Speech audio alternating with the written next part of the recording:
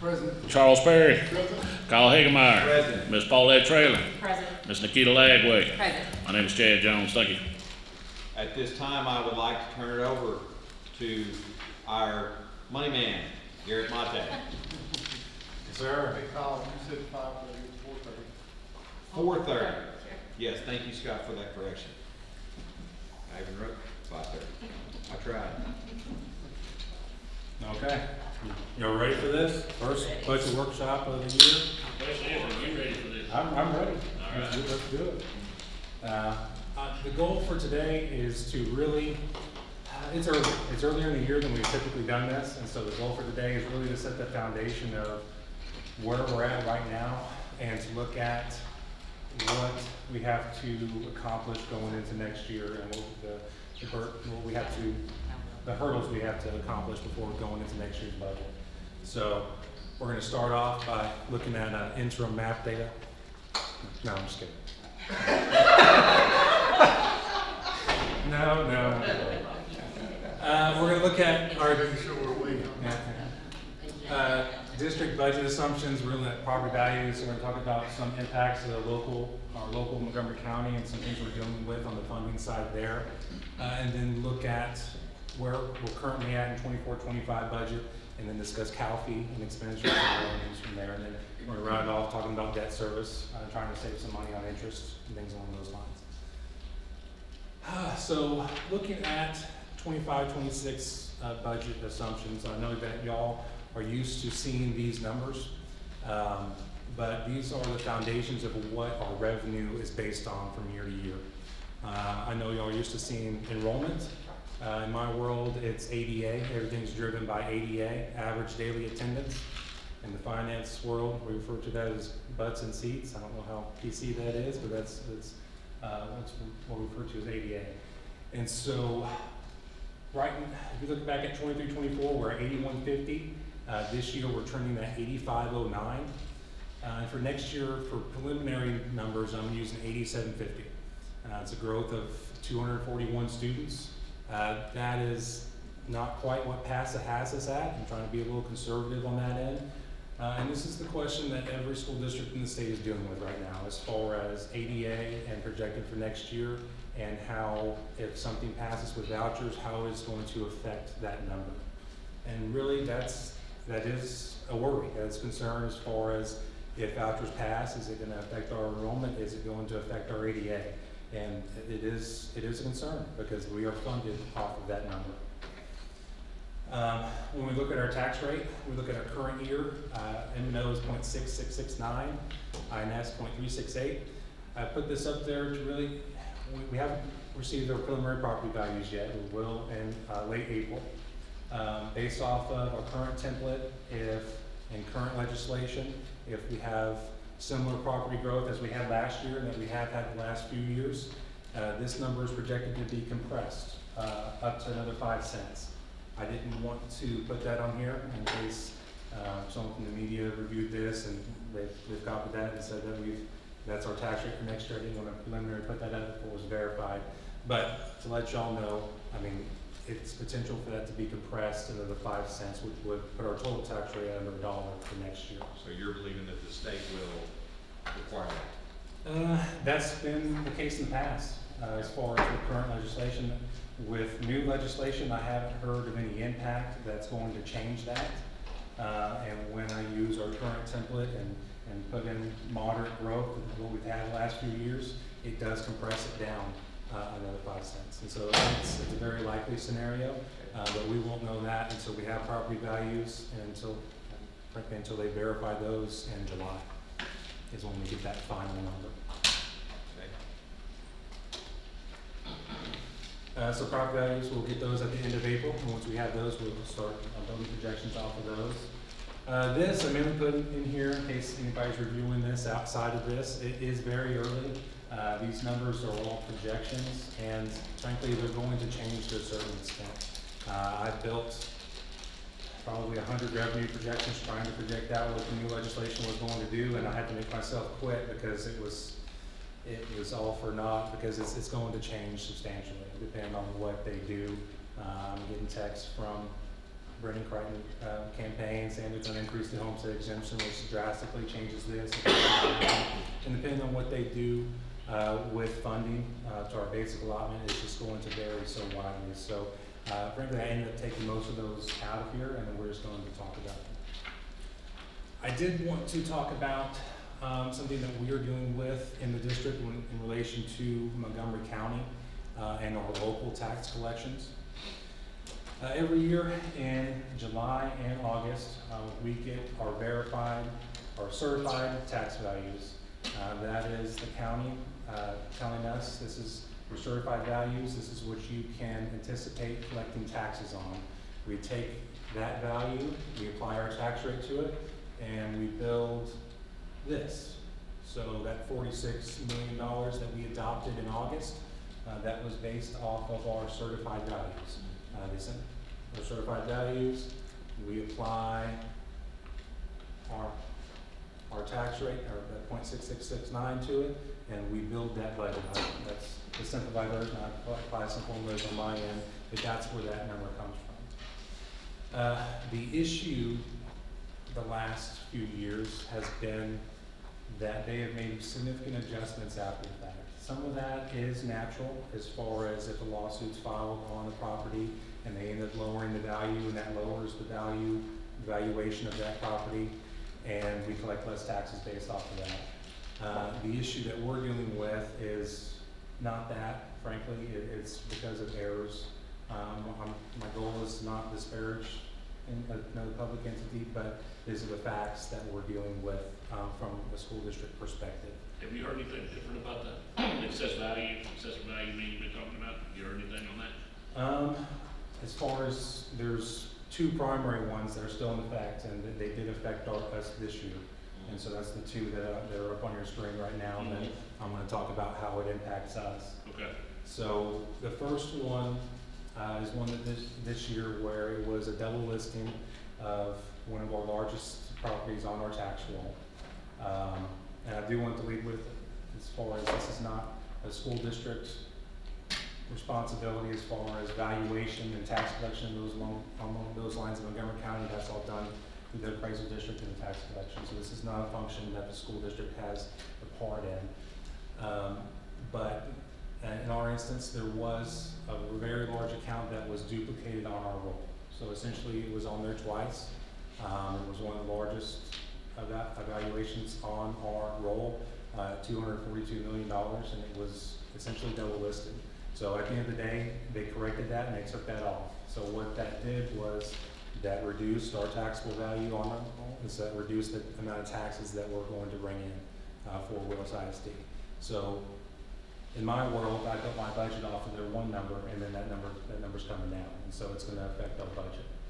The second one is extremely recent, as far as I just received confirmation on last week. Technically, it's still in review, but she did confirm that based off of their review, it was another property that was on our roll first time this year, and they reviewed and said that it's going to be tax exempt, and so it is going to fall off. That was a $92 million value, and so that represents over almost $1 million worth of taxes that I was anticipating, but now it's going to come off in March. And so that is a late timeline. And the first one was $242 million value. It was over $2.5 million in collections. And so it wasn't collections that we were due, because it was an error in it being on our roll, but it was what I built our budget off of. So those are, and we're going to go in more detail on that when I show you the numbers and showing, because I'm going to amend our budget tonight and reflecting basically less tax collections because of that. I have a question, Derek. Yes, sir. On the one that you said was determined to be non-taxable, Yes. who determines that? The appraisal district, the county? That resolution. Okay. What kind of property would be tax exempt of that value? I don't know the specifics on that. They mentioned words like foreign tax exemption or something along those lines. I don't know the details on what is all tax exempt. It was some. Like a foreign country owns something? I mean, I don't wanna say that, cause I don't know, but that was the tax exempt, they were working with a foreign trade, I don't wanna say trade, was it trade? Yeah. So is this something that is like I mean, is this a tax exemption for like 10 years, 20 years, and then we pick it back up? Do we know that? I can find that out. All I know on my end is that I do know it was not on the roll last year. It was a new account on the roll this year. And I'm assuming that it was probably purchased or bought and changed hands. And then it was added to a roll and by mistake, because they should have realized it was tax exempt and taken it off.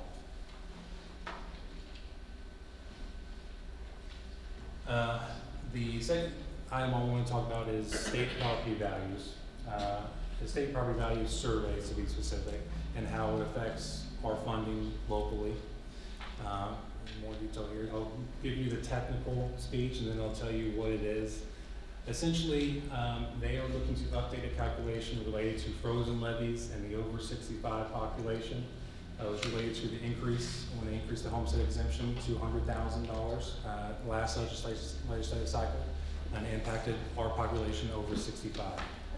So to try to simplify that, essentially it's a calculation that the county does that they submit to the state. When they increase the homestead exemption, our citizens over 65, their taxes are frozen. And so when they increased the homestead exemption, it impacted the amount of taxes that they pay in a positive way on there, and they paid less taxes. The state has come in and they said, whatever revenue you lose from that, we will hold you harmless and we will make up the difference. But that was a calculation sent to the state comptroller by the county. This really came to head a few months ago. Some of you might be aware when Conroe ISD brought it to their board, and they identified this calculation, and they said they estimated new revenue on their behalf because of this update. I'll be honest, at that point I was hesitant. It was said that would impact every district in the state of Texas, and frankly, I did not see the state of Texas kicking down a couple $100 million to every school district in the state for this new calculation. However, since then, I've learned that it is strictly Montgomery County. So it just affects school districts in Montgomery County as far as this calculation. That makes me more optimistic that we could see some new state revenue because of this recalculation. And so we have officially appealed 2023, and if that appeal is successful, it could potentially net us $2 million for that recalculation. The good news is they used that new calculation when they did 2024, and so those have already been submitted and approved. So, and we'll go into more detail on how that affected us this year, but at the end of the day, they submitted it for 2024, they approved the new calculation, and we received funding in current year because of that, or we will. And so the 2023 appeal, I am optimistic that we will see some new funds from that, just going off of that. Now I want to take a look at where we're at right now as far as our 24-25 budget, and then we will jump forward and kind of build off of that as we start to look at next year. Back in August, we adopted this budget, balanced budget of $86.3 million.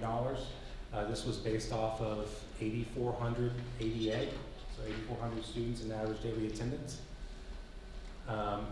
In November, we reviewed that, and our ADA was actually up. It was up a little over 8,500. So I was able to rerun some numbers, and we were able to amend the budget, this $1.1 million on state aid, to account for that increased ADA. At the same time, we also unfortunately got notification that our SHARS funding was being cut again, and so we adjusted that revenue down per that notice, but we amended the budget accordingly for the ADA. Tonight, I'm going to bring you another budget amendment to amend the budget to be in line with what I'm currently projecting for revenue purposes. And so you will see the $1.9 million, that is adjusting down the revenue for the tax collections. That is mainly the impact of that 242 million duplication.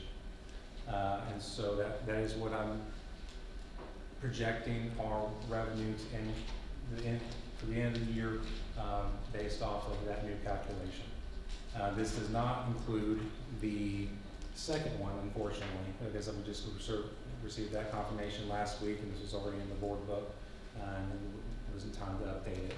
But that is what that calculation is for, as far as reducing our local tax revenue for that duplication. The $307,000 on local revenue is actually for the easement sale that we made in last fall, the TxDOT and Entergy. And honestly, it being right there right now is a result of the auditors being finicky. If you go back and look at November's amendment, you'll see that this $307,000 is actually listed in a line item down here. I treated it as a land sale because frankly, that's what it is. We would go through the same appraisal, same title, same everything as a land sale. And so in school district accounting, we account for land sales revenues 5,700, 59, and land sales are 7,000 account. So I accounted for that down here in the November amendment. I'm telling you that so because you're gonna notice a disparity in what we amended the revenue plus what we amended the expenditures. So I counted this 307 right here, which equaled this 850 that we amended. Per the auditors, and them being auditors, they did not view the easement sale as a land sale, so they recommended that I move it to revenue. So I'm going ahead and adjusting that to revenue, but I had already accounted for it in this 850, that's why you will see the disparity between me adjusting the revenue and expenses. The difference is the $307,000. Any questions there? Sorry, I know I'm talking so much. The second major impact is state aid. We were able to adjust state aid up rather significantly for this time of year for multiple reasons. One being that the state property value survey came back a little more positive than I was anticipating, which is the first time since I've been here we've done that. The second one is per our current year numbers, and I'll give team and Travis some credit for this, and our CTE numbers were up a little bit, so we're able to capture a little CTE funding more so than last year, so we were able to adjust up for that.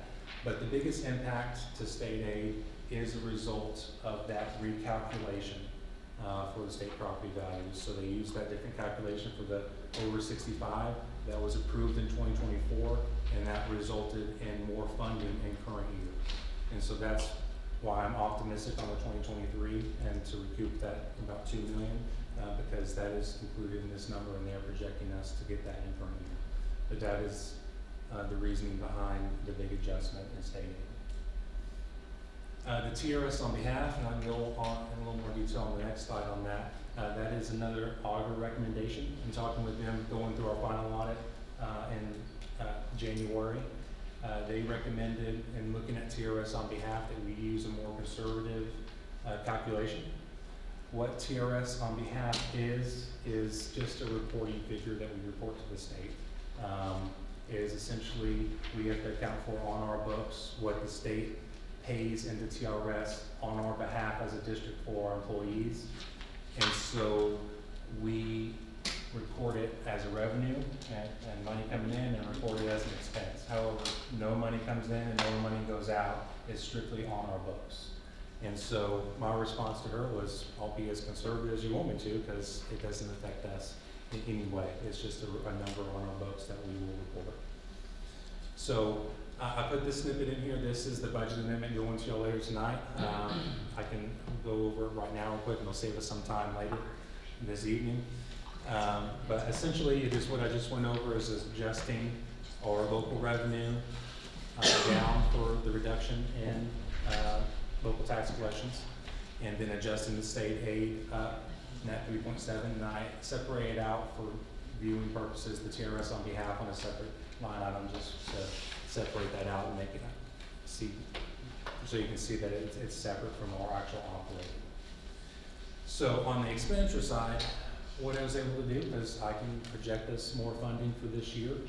On the expenditure side, if you remember back to when we adopted the budget, we adopted a certain percentage for vacant positions. As of right now, since we are projecting some more funding, I am able to go in and essentially add a portion of that back into our budget.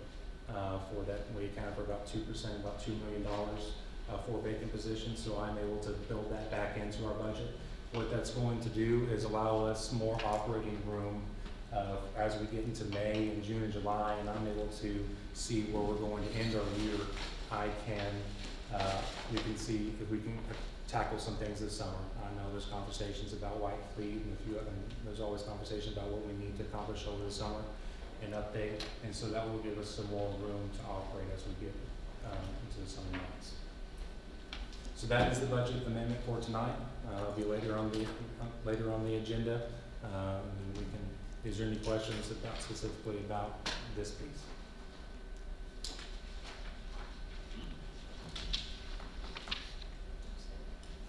So this is just an overall view, again, where our budget is in current year. So as of right now, I'm projecting $89.4 million, and the expenditure budget is slightly higher than that because we added that bus purchase in November, about $550,000 for those additional buses. So now we go on to the fun stuff as far as discussing next year and what we have to tackle from a budget side going into next year. The biggest impact by far is Calfee Middle School. We are open to secondary campus.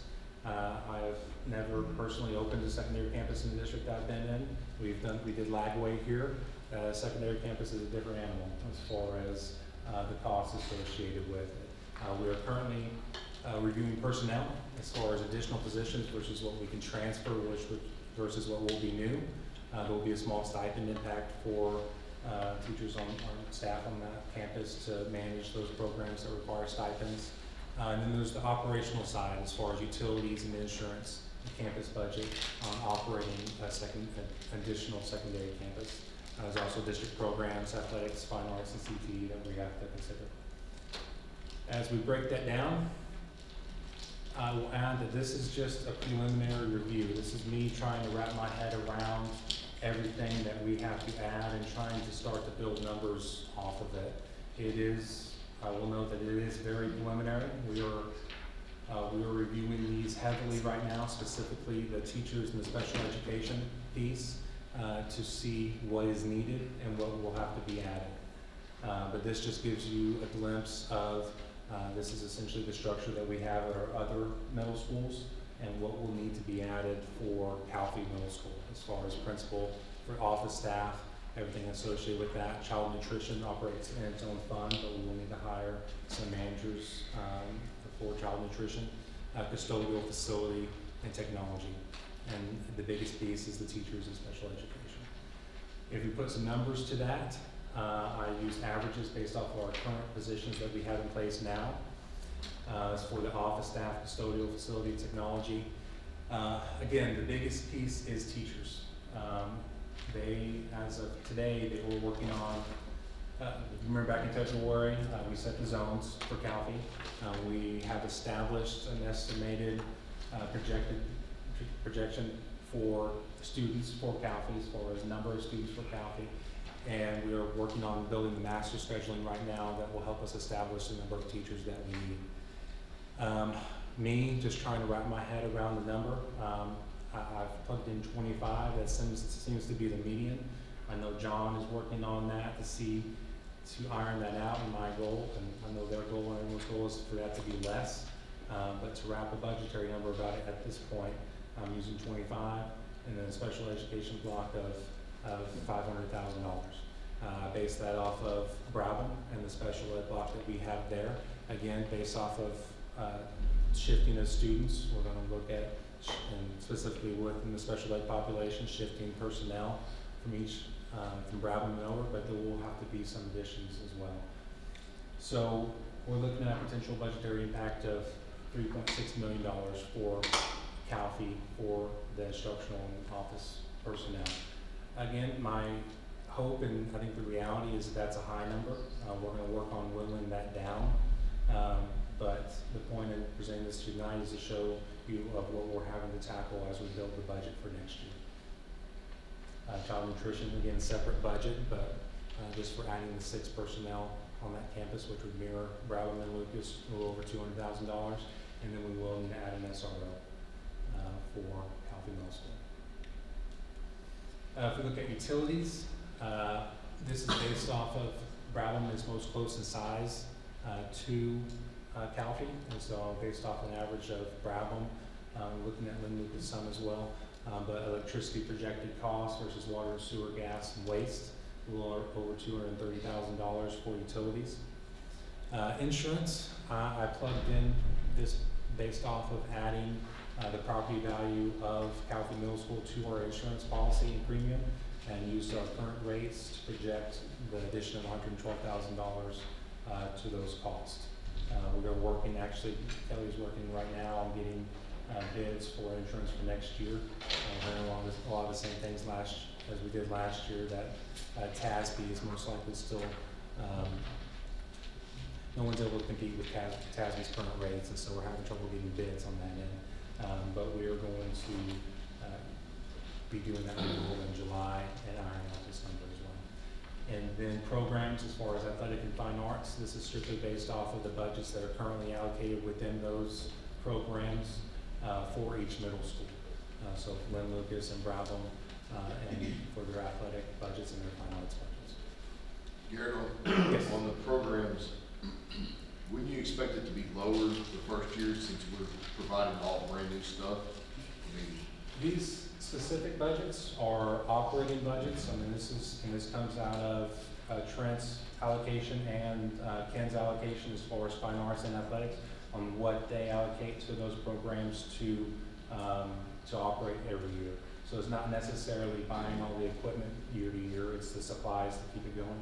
Yes, we will buy a lot of the supplies beforehand, and so I've had multiple meetings with Ken and Trent and discussing this for next year. Right now, I'm using our current processes as a baseline, and then as revenue becomes clear and we're going to figure out how much revenue we're going to receive, we'll either have to say this is good or we'll have to start whittling this down. And when you talk about operating budget, we're talking about transportation to transport football, or things of that nature, or, because Yes. this is operations, so. Yes, a lot of that's for the trips, charges, and things along That's- those lines come out of those operating budgets. So you're gonna be one nurses, 1, 2? Currently, and this is strictly based off of what we had at the other middle schools, yes, looks like 1 nurse and 1 nurse aide.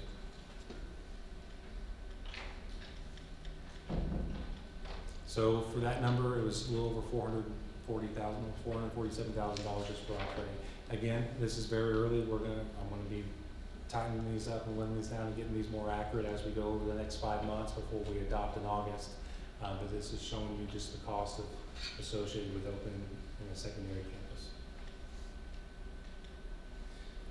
So looking to 25-26,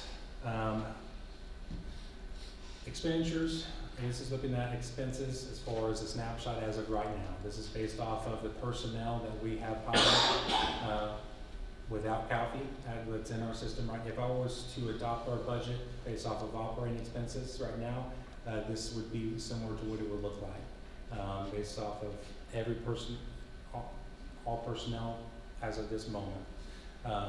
This does not account for vacancies, as we accounted for that last year. This is 100% of positions and 100% of operating costs, a little over $90 million. To be honest, if we weren't opening Calhoun right now, I'd feel really good about next year.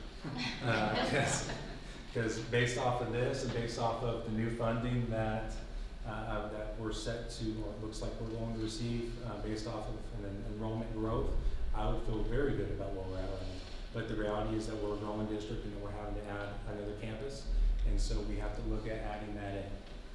That's the hurdle that every district that opens a campus has to go through.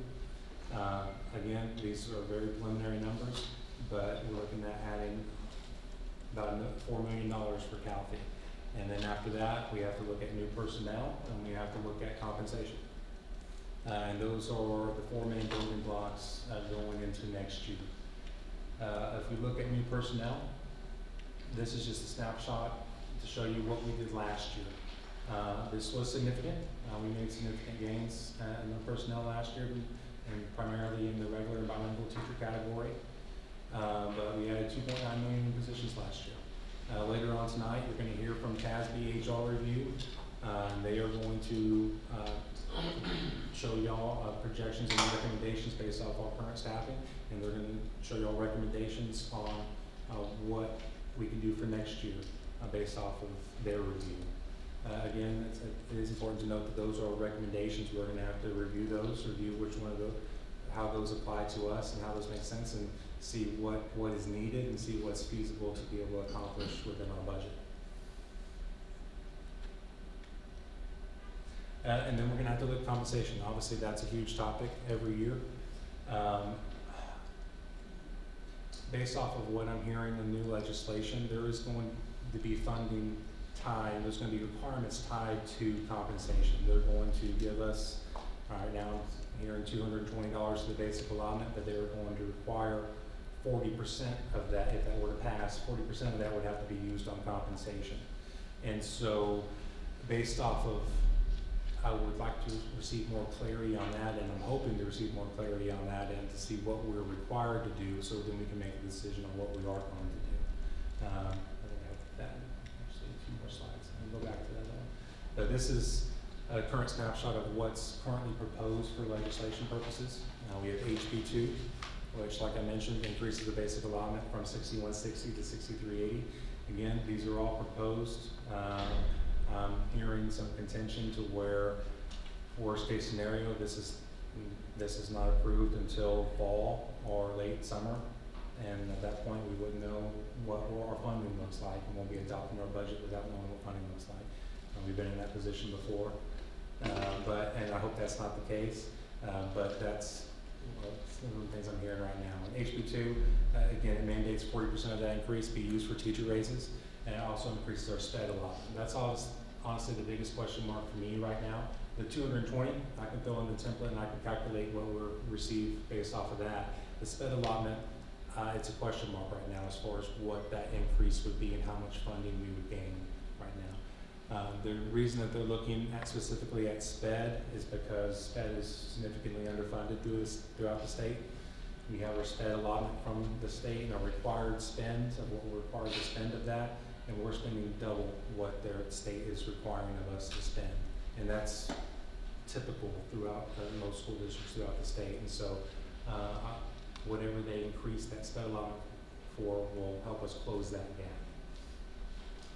HB3 is the voucher-like program, the ESAs. Ties amounts to funding per student. It's not a set amount of, like SB2 of 10,000 per student is tied to the average funding per pupil in the state. And then the SB2 just starts at 10,000 and talks about $2,000 for homeschools. And SB2 also mandates $4,000 teacher raises up to more for smaller school districts. Skip the slide. So if we go back and look at revenue, obviously revenue is the driver behind what we build our budget off of. How much money are we looking to bring in this year? And that dictates how much that we can spend. If we look at where we are currently, projecting in this year, as of right now, around $89.4 million. So that is what I'm building off of. What's going to affect that is obviously enrollment growth. If we see enrollment growth, that's going to push our ADA up and we'll receive more funding. Obviously, vouchers come into play and having to figure that out. New legislation is going to affect this. Obviously, if they increase it, and we do get a $220 increase to the basic allotment, it's significant. I mean, that will net us, based on our current numbers, about $2.5 million in that area, and then the SPED would be on top of that. And we didn't have to review how much of that is tied to compensation versus how much is actually new money. And then, on top of that, we have the property study appeal that I mentioned earlier. If that was successful, that would add $2 million in revenue for next year. We would not receive that funding until the fall, but we would realize that $2 million at that point, and that would help us on next year's budget. It would be a one-time increase, a one-time funding, and I would be hesitant to. It would be difficult to build that into our budgets. simply because that it's, one time, and it's not gonna be recurring from year to year. But given the fact that we are trying to open Calfee and open a new school, it could help us balance it out to where we can take another year to realize the growth. Any questions specifically on this piece? We're going real quick enough. Okay, now the fun stuff. It's not too complicated. That is actually good news. In the April board meeting, I'm going to be bringing y'all two things in relation to debt. One, I've mentioned this the past couple of board meetings, is a defeasance, which is just a fancy word for saying that we are paying off some debt early. And then the second is to authorize the issuance. In May 2024, voters approved $102.7 million for an accurate addition and a transportation facility and updates to the high school as far as parking and things of that nature. In last October 2024, we issued 15 million of that, and so we still have to issue 87.7 million of those funds. If we look specifically at the defeasance, this is our current debt picture. So this is every debt payment that the district is obligated for to 2052.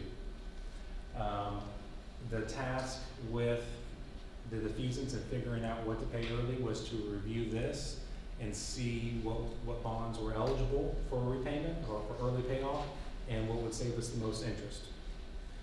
So at the end of the day, people a lot smarter than me looked at this and they identified the 2016 series, specifically bonds maturing in 2045.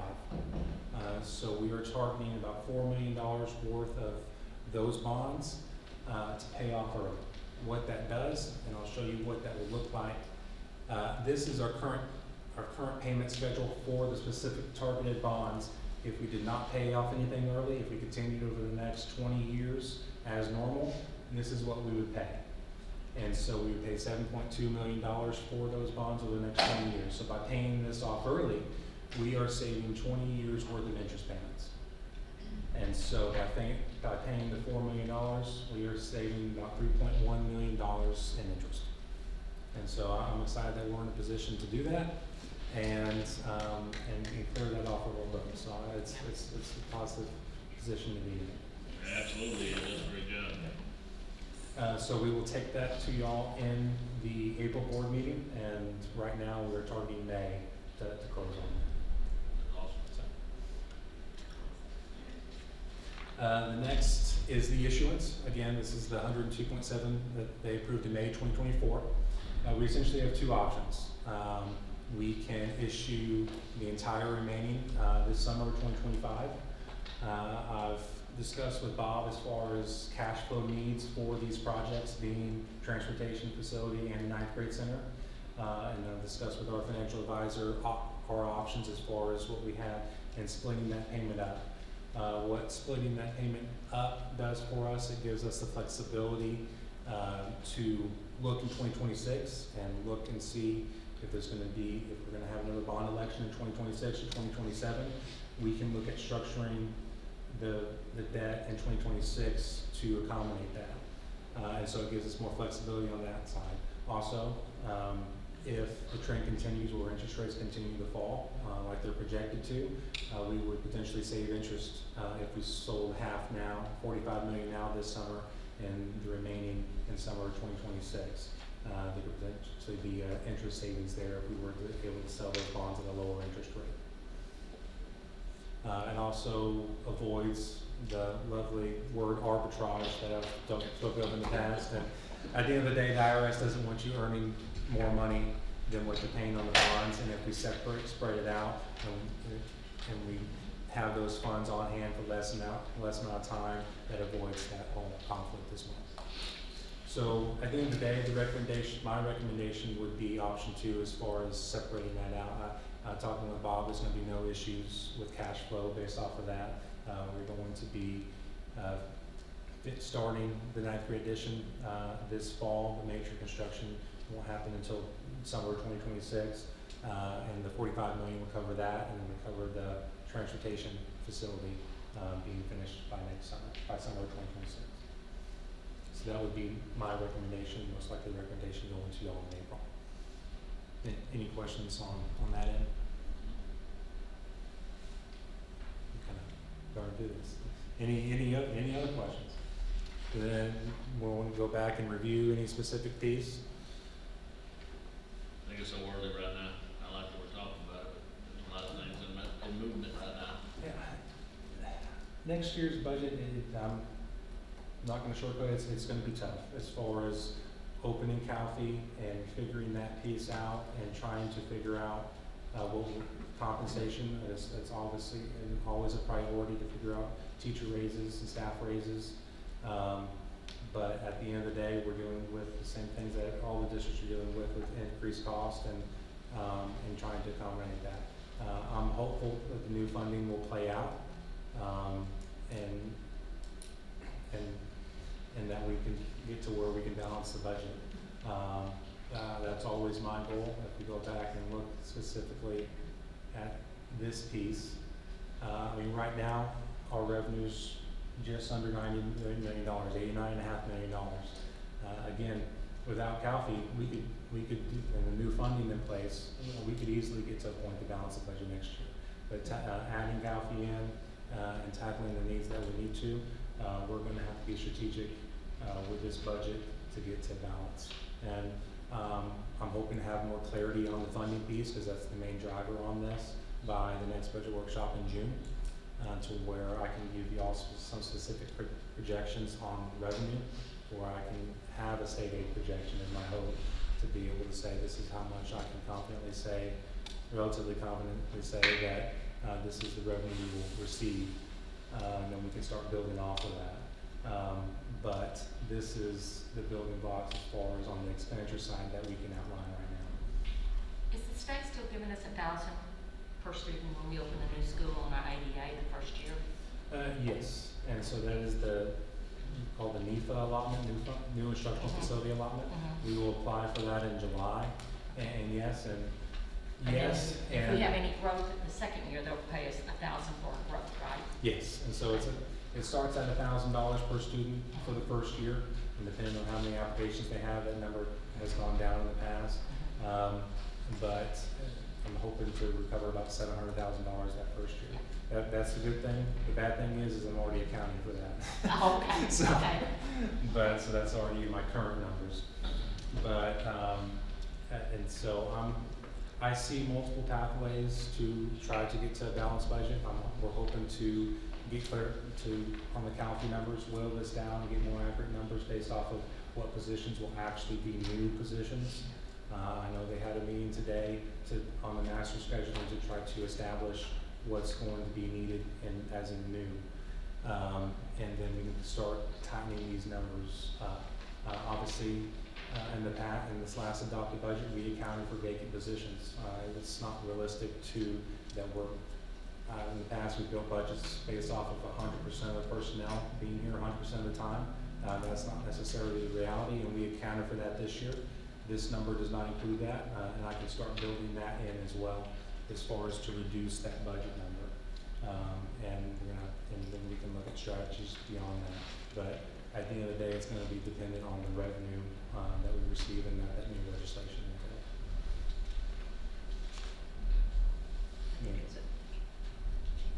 I think that's why it's really important, and I wanted to make sure that we had ample time to talk about this and listen to this. But I really want us to pay attention and really listen to what our staffing presentation is going to be from TASB, because they're going to be presenting today, and they're going to present some options. And I think it's important for us to note that some of those options might be painful, because I want to direct ourselves, and this is even to the staff that, because that's really important, right? I don't know how much more we could add on the backs of our teachers, especially opening up with brand new curriculum. That's going to be a heavy lift. So us as a district looking and really prioritizing and ensuring that we're making really, really wise decisions. Because when we look at this, and like I said, I'm speaking to the audience, and we notice where's the bulk? It's bulk in salaries. That is very lean, the operating cost. When you think of our district operating on $15 million, That is very, so it's in the people. So who is with us? Where are they? What jobs are they doing? Those are things that we really have to think about, so. Okay. Well, be happy to answer any other questions or any other topics to talk about budget-wise. If not, then the next budget workshop will be in June.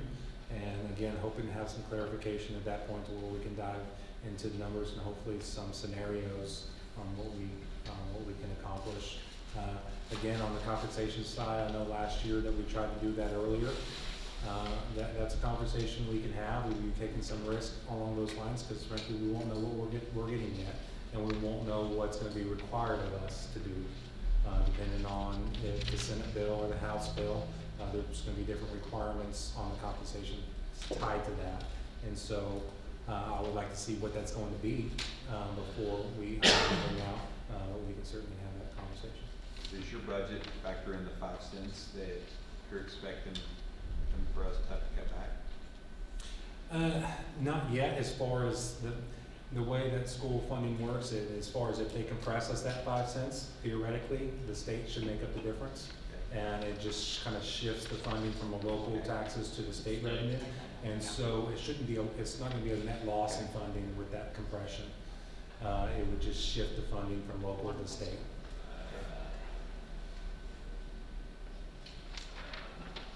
We have no further questions for Mr. Mate. I need a motion to adjourn. Mr. Carson. Make a motion to adjourn. We have a motion by Mr. Carson, a second by Ms. Traylor. Any further discussion? All those in favor? Motion carries 7-0. It is 5:19 p.m. We will begin our next meeting promptly at 5:30 p.m. I would like to call the March 19th board meeting to order. It is 5:30 p.m. There is a quorum present. Notice of this meeting has been posted in time and manner required by law. Mr. Jones, would you please call the roll? Yes, sir. Cliff Williams. Present. Scott Carson. Present. Charles Perry. Present. Kyle Hagemeyer. Present. Ms. Paulette Traylor. Present. Ms. Nikita Lagway. Present. My name is Dan Jones. Thank you. Thank you, Mr. Jones. At this time, I'd like to turn it over to Dr. James.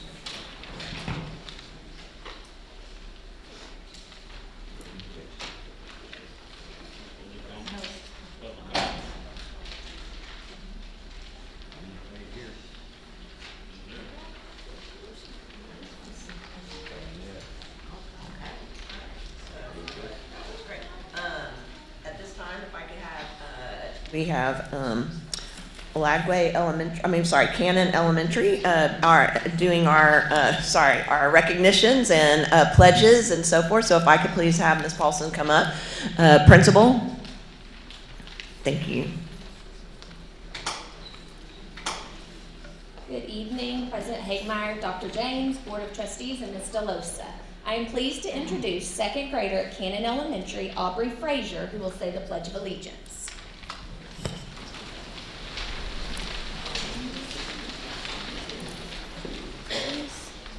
Please.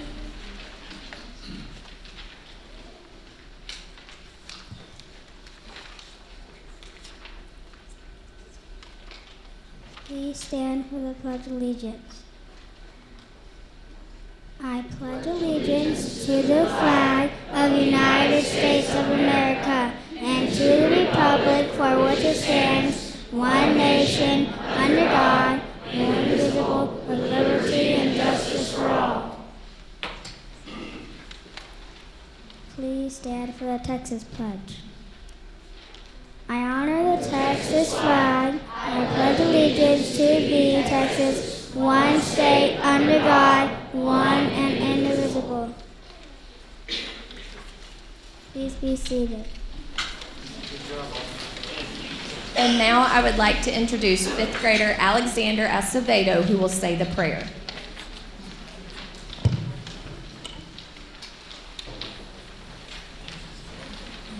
Dear God, thank you for this day and for the leaders gathered here tonight.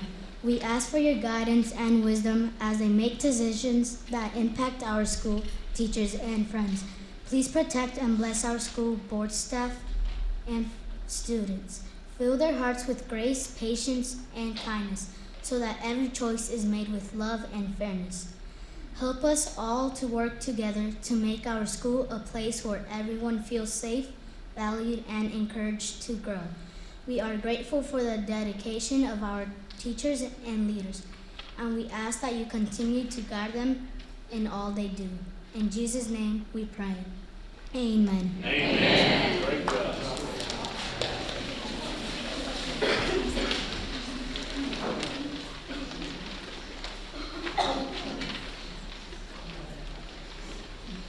Okay, I am excited to take a moment to recognize the incredibly talented Cannon Art Club. Under the guidance and creativity of our amazing art teacher, Ms. Foster, these students have had the opportunity to develop their artistic skills and grow as young artists. Tonight they are sharing a special piece of work with you. Fifth grader Adriana Dominguez will now share more about the inspiration behind their work.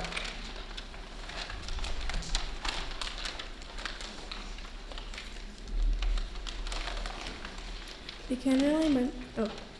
Cannon Elementary Art Club would like to present our school board members and Dr. James with handmade flower pots in the picture book titled The Secret Garden of George Washington Carver by Jean Beretta. This book tells the story of Mr. Carver as a boy and the valuable life lessons he learned while tending his secret garden. He learned the importance of hard work, curiosity, and caring for the earth. By following his passion for plants, he used his knowledge to make the world a better place. The students of Cannon Elementary would like to thank you for your hard work and dedication to the students of Willis ISD. Thank you for helping us grow.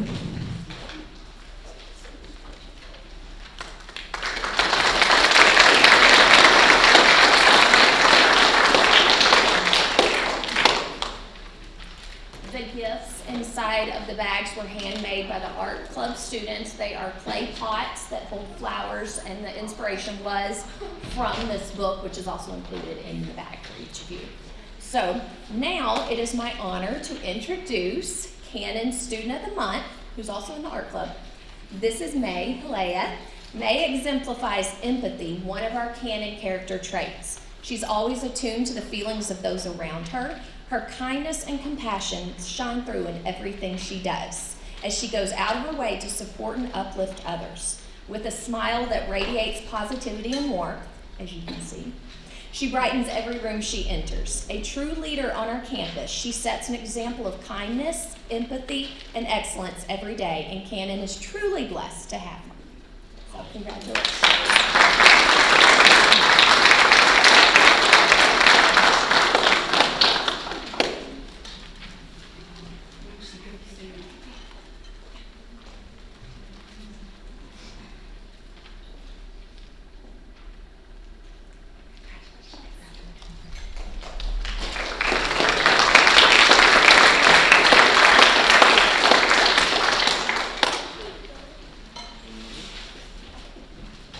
Good evening, President Hagelmeyer, Dr. J, Board of Trustees, Mr. Losa. It's my honor as Willis High School principal to recognize a student who goes above and beyond, someone who recognizes and does a great job for our campus and showcases what we do, but you find in education that behind a great student is a great teacher, someone who stretches students, relationship builder. Introduces this time, Darlene Parsons.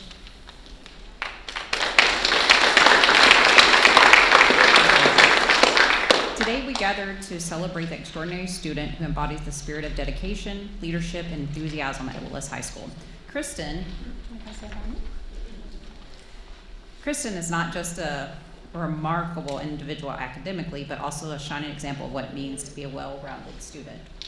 As a member of CAT Culture, Kristen actively contributes to sharing thoughts and ideals on how to improve Willis High School alongside our principal, Mr. King. Through this club, they have worked diligently to ensure that every voice is heard and valued, fostering a sense of belonging among students from all backgrounds. In addition to her work with CAT Culture, Kristen is an active member of the Willis High School Pickleball Club. Her passion for sports not only keeps a healthy lifestyle, but also encourages teamwork and camaraderie among club members. Moreover, Kristen, not done, served on both the Student Advisory Council in collaboration with our superintendent, and on student council as a sophomore president. In both of these roles, Kristen demonstrates leadership skills, advocating for fellow students and representing their interests. Academically, Kristen shines brightly as a member of the Math Honor Society and the Spanish Honor Society. Her dedication to excellence in these subjects reflects not only her hard work, but also her desire to challenge herself and inspire others to strive for greatness. Lastly, Kristen is involved in TAFE, Texas Association of Future Educators, where she is preparing to take on future leadership roles in education. Her passion for helping others and her aspiration to make a difference in the lives of students is truly commendable. This year, Kristen has competed in both area and state competitions for TAFE, showcasing a project about exploring administrative careers in education in which she highlights our principal, Mr. King. At the state competition, she received a near perfect score and will be taking her project to national competition this summer in Orlando, Florida. In conclusion, Kristen is a remarkable individual who exemplifies the qualities we celebrate in our school community. Her hard work, leadership, and commitment to the various activities have made a significant impact on our school, and I'm proud to recognize her as our Student of the Month. Congratulations.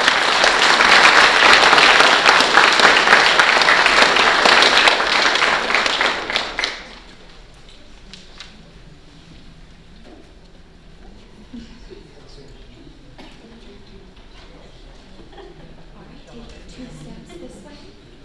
Let's make sure we're centered so it's a good picture. Big smiles. Thank you. Congratulations.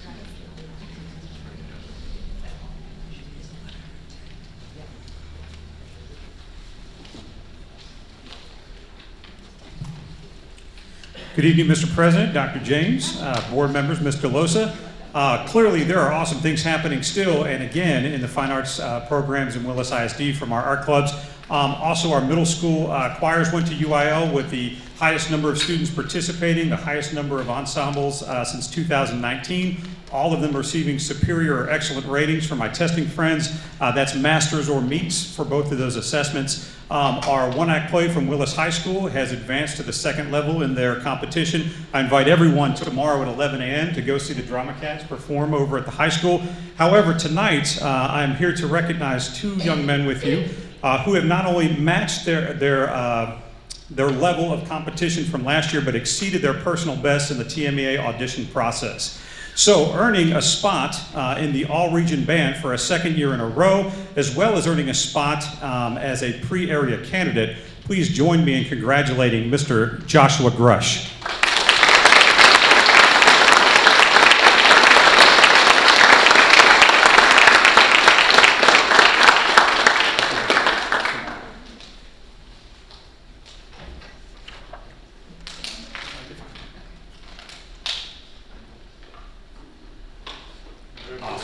Gentlemen, just stand.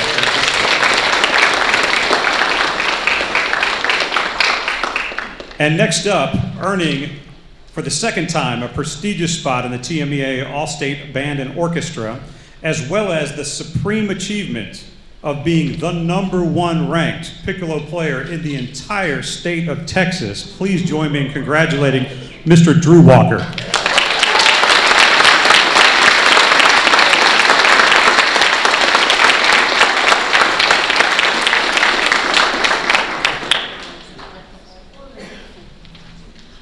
And we're staying on time here, but since we have the top-ranked piccolo player in the state here tonight, we thought we would ask him to play 20 to 30 seconds to let everyone in the room hear just a taste of what the best piccolo player in the state of Texas sounds like. So let's give him a big round of applause.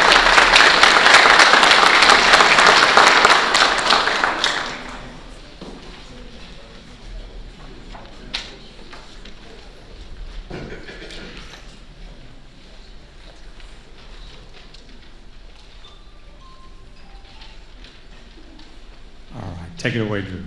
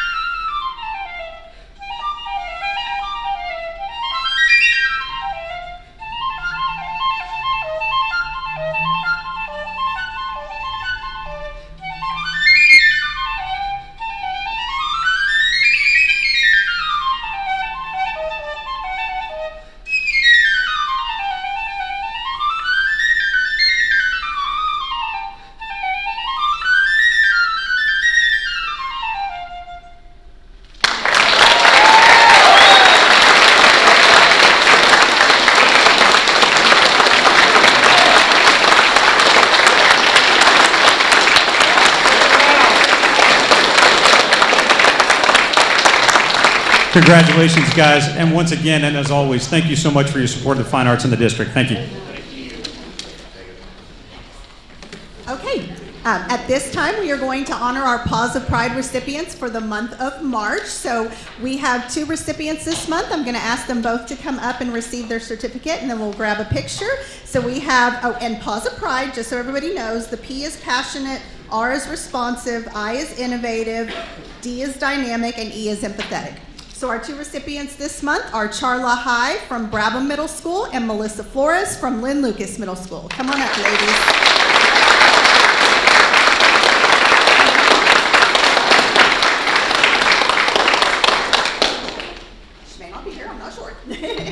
And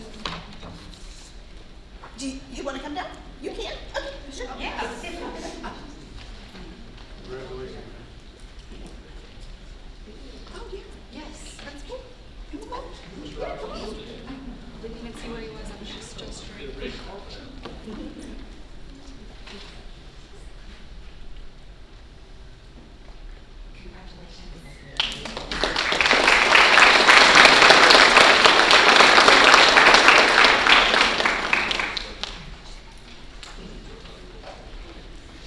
Good evening, Board Superintendent James. I would like to recognize a very important person today, the school nurse at Brabham Middle School, Sarah Atea. On behalf of Willis ISD, we want to express our deepest gratitude for her incredible actions in saving a student's life.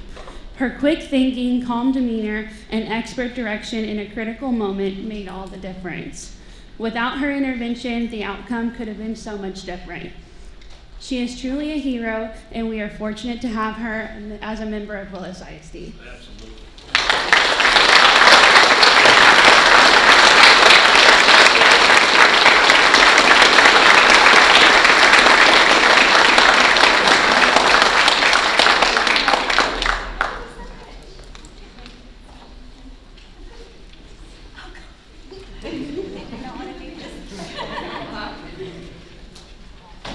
Oh, turn your certificate around. There you go.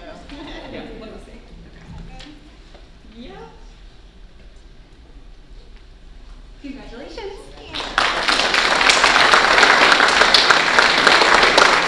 And Trent Miller, Director of Athletics. There we go.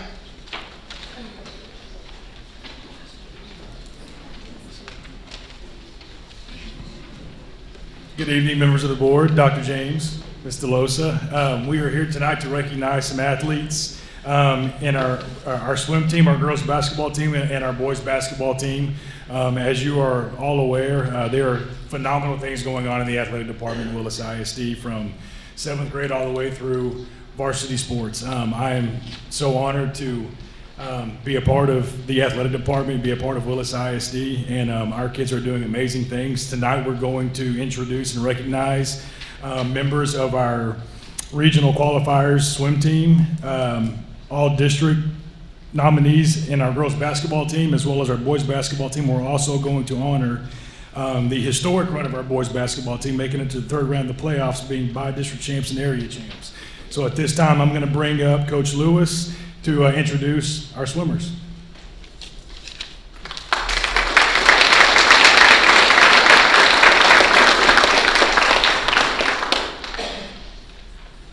Good evening, board, Dr. James, Ms. DeLosa. Thank you all for recognizing our swim athletes this evening. All right, this young lady and these young men made it out of one of the toughest swim districts in the state of Texas to qualify for the Region 4 swim meet.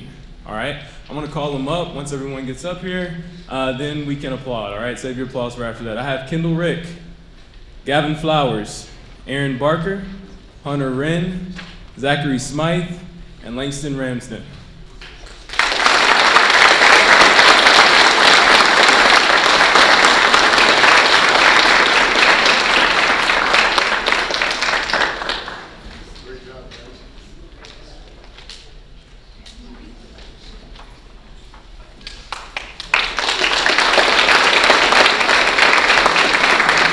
Coach Blocker.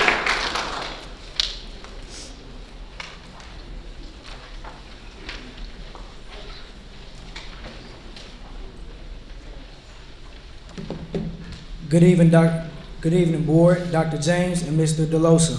Thank you for recognizing our girls basketball athletes today. We really appreciate you. The team earned various district awards this season, and I would like to announce their names, and then we can clap for them at the end as a team. The first one is Nigel Callien with first team all district. Second is second team all district, Amy Roberts.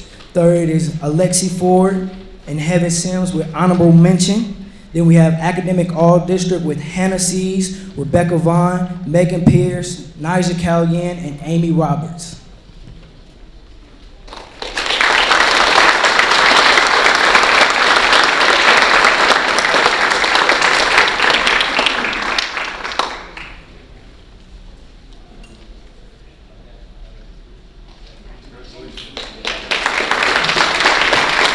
And now Coach Ware to introduce boys basketball.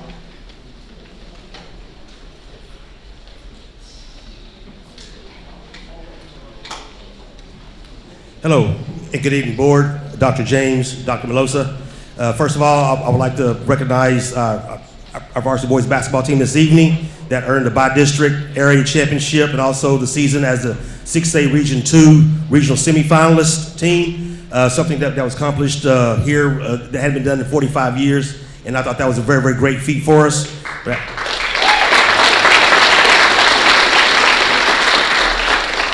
And we're looking forward to the future. And at this time, I would like to announce our basketball team. First of all, we had Chandler Beasley, Tyshawn Nixon, Francisco Cortez, Irvin Cortez, S.J. Young, Jackson Day, Rondell Lewis, Jalen Kilo, Dalen Wilkerson, Tristan Pasinski, Majay Friend, Aiden Montgomery, Jax Yarborough, and my coaching staff that I have behind me that helped me greatly, Coach DJ Simon, Coach Lorenzo Sills, and Coach Chris Billings. This is your Willis Wildcats basketball team, regional semifinals.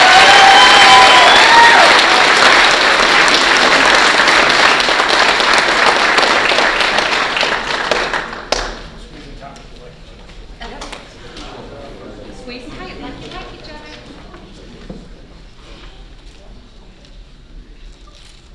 Perfect, congratulations. Great job.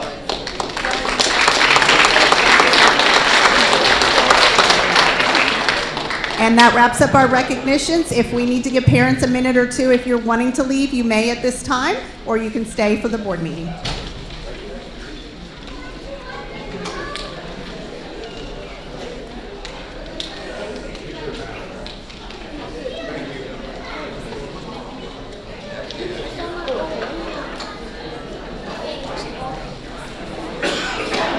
We're going to wait just a couple minutes and then we'll move to our public comment portion of the meeting.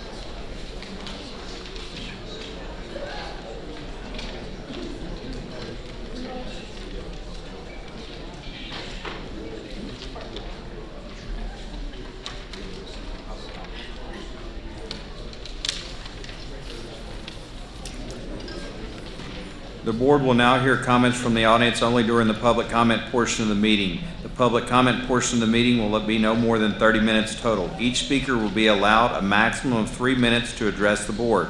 Groups of 5 or more who wish to express the same viewpoint on an issue must appoint a representative to speak for the group, who will have 3 minutes to present unless the topic is an item on the board agenda. Please respect the privacy of others. Refrain from identifying students, employees, and other community members by name. I will determine whether a speaker has attempted to solve the matter administratively through resolution channels established by policy. If not, the speaker will be referred to the appropriate policy to seek resolution. Disruption of this meeting will not be tolerated at any time, and per board policy, the board does not respond during public comments. We have 2 speakers tonight that have signed up. Our first speaker is Ms. Diane Hibner.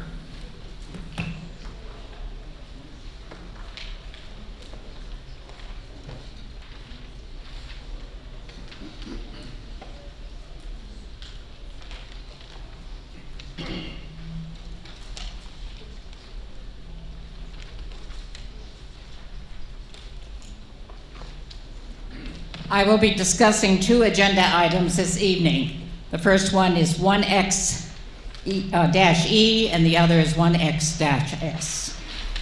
1X-E is Curriculum Math K through Algebra and RLA K through 5.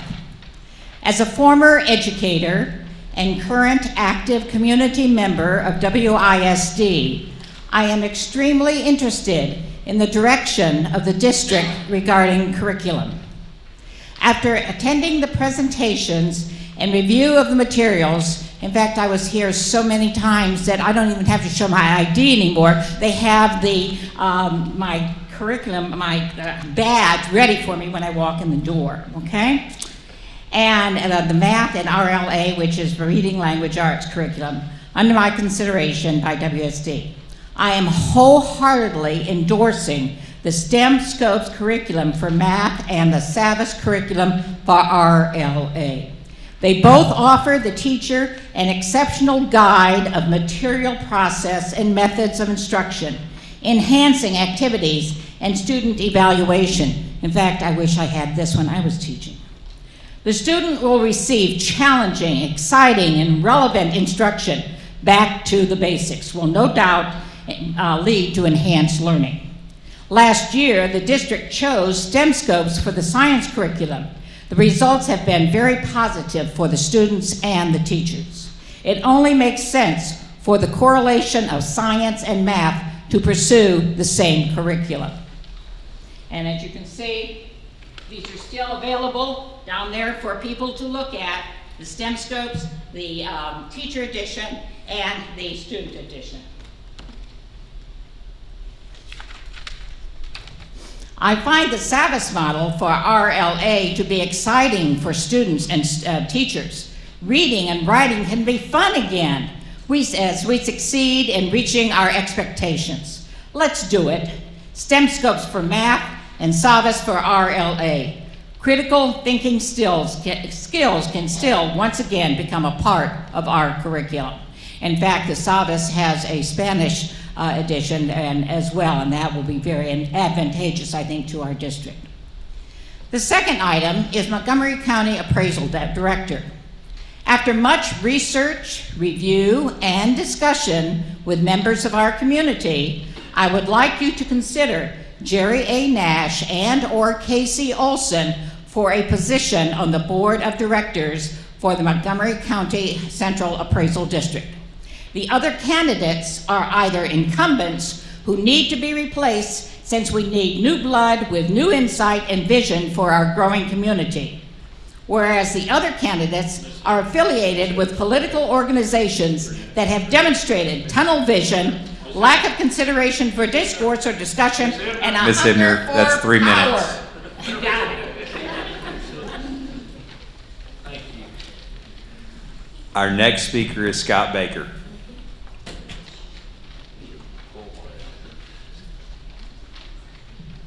I'm a little taller than her. I'll try to make this as brief as possible. I really want to start off by saying thank you very much. Thank you, Dr. James. Thank you to the school board, and thank you to the administrators for involving us and getting us a chance to review the curriculum that you're looking at, having a chance to give our feedback and respond and just be involved overall as parents. I think that that's one of the things that we desperately need to get back into our schools is the parents' participation. In mind with that, I reviewed the curriculum. I spent most of my time on the reading one. I don't have so much time to do. I agree with Ms. Hibner that the Savas is very impressive. It's very cool. Unfortunately, I have to disagree with my preference would be to choose the Blue Bonnet for 2 reasons. Simplicity is the first one. The Bluebonnet was much simpler. The Savas was very slick. It was a very cool presentation, has all these bells and whistles. My big fear is that no one's going to use them. There's just simply too many things to click on, to type through, to do all these things. It's all cool. I just don't see a third grader using all of those tools. They're very cool. If I had them in college, I'd say great. But for a third grader, we've got to get the fundamentals nailed. Absolutely the ABCs, the 1, 2, 3s, and that means we got to get back to basics.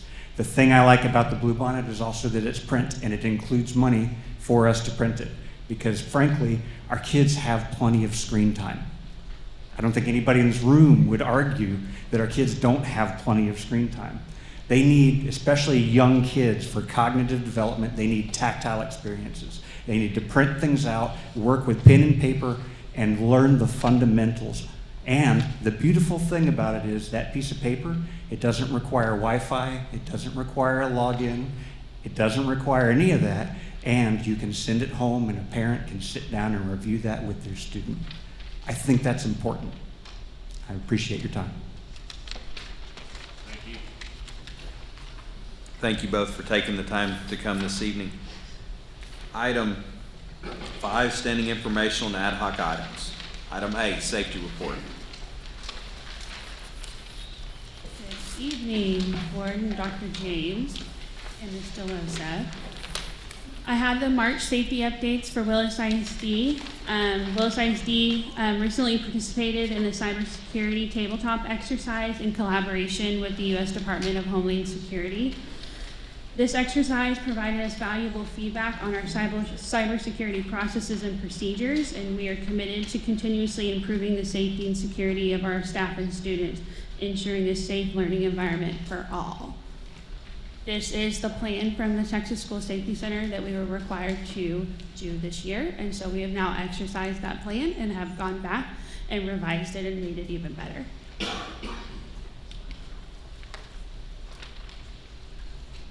Additional things we've done this month is the fire marshal visited the remaining of our campuses for the yearly fire safety inspections to ensure compliance and readiness.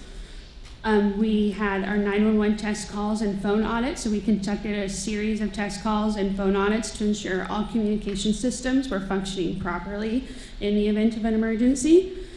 Our TEA safety audit was submitted, and it is hopefully our last one, but we'll see.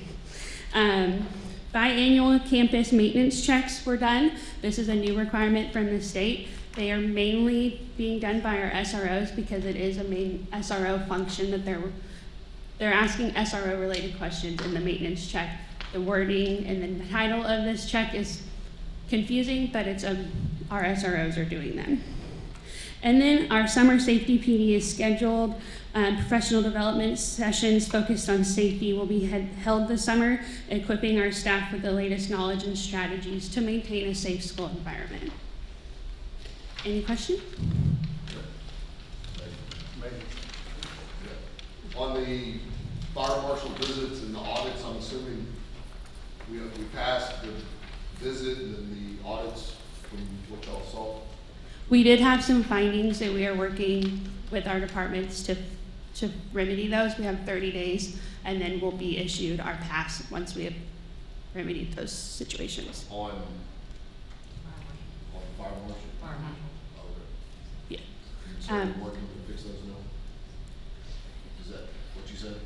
Yes, we're working on it. We were given 30 days to get those schools in compliance, and that's what we're hoping to meet those deadlines, but we're working closely with the fire marshal to get that done. Thank you. Item B, student enrollment. And trophy presentation. All right. You can make it a yes, Travis.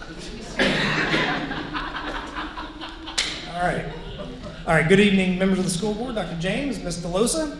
As of March 17th, 2025, our district enrollment was 9,322 students. That's an increase of 314 over this date last year. Actually, that math looks like 320 over that date last year. So 170 more students at the secondary level and 144 at the elementary level. You can also, there's the elementaries.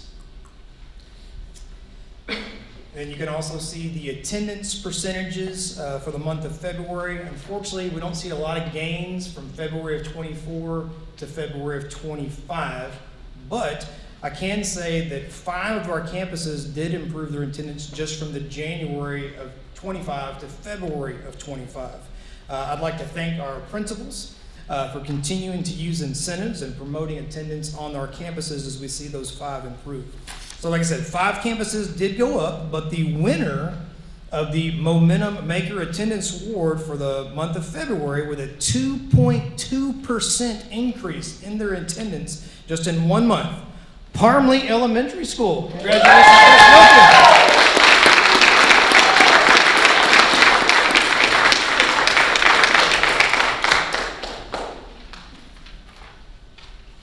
There you go.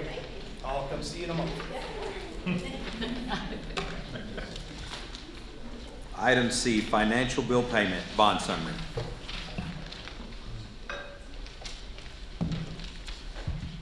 Yes, sir. Good evening, Board. Dr. James, Mrs. Lewis.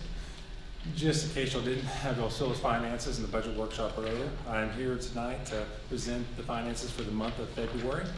I'll aim to keep this brief. Through the month of February, the district had a total of $64.6 million in revenues, which includes $44.7 million in local revenue and $19.5 in state. Expenses for the same time period included $44.9 million in expenses. This disparity is normal for this time of year between revenue and expenses, as we've collected the majority of our tax revenue in December, January, and February, and so those funds will help us, will maintain operations for the next few months. Later this evening, we'll also be bringing a budget amendment to the board for approval to better align these budgets to current projections. Be happy to answer any questions. Just talking. Yep. Thank you. Sir. Item D, teacher incentive allotment. Good evening, Superintendent Dr. James, members of the board, and Ms. DeLosa. My name is Susan Clardy, Executive Director of Accountability, Research, and Evaluation. I will be presenting an overview of the teacher incentive allotment that Willis ISD would like to implement for the 2025-2026 school year. House Bill 3, passed by the Texas Legislature in 2019, established the teacher incentive allotment to recruit, retain, and reward highly effective teachers, especially in high needs and rural school districts. There were 2 required components: teacher observation and student performance. Here are the basics of the teacher incentive allotment.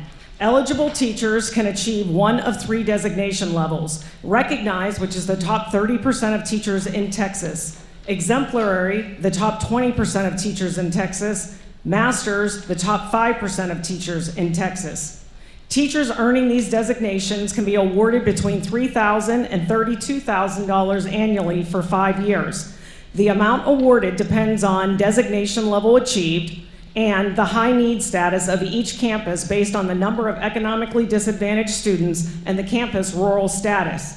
In addition, 90% of the funds must go directly to the teacher compensation on that campus, and teachers will receive this funding annually for 5 years. The chart in the lower right-hand corner shows the range for each designation. Recognized, $3,000 to $9,000, exemplary, $6,000 to $18,000, and masters, $12,000 to $32,000. The second chart shows the amount on average our Willis ISD teachers would currently earn for each designation based on rural status and the number of economically disadvantaged students. I will explain this in more detail in a few minutes. How is TIA different than previous merit-based programs? Texas Legislature has provided and will continue to provide for adequate and sustainable funding. In addition, there is inter-rater reliability through consistent and rigorous T-test calibrations among all appraisers, including the use of co-observation data. Multiple evaluation measures, including teacher observations and student growth, are embedded in each plan, and all school districts have the ability to tailor their local allotment program to meet the needs of their district. It is available for all teachers, which is the goal for Willis ISD.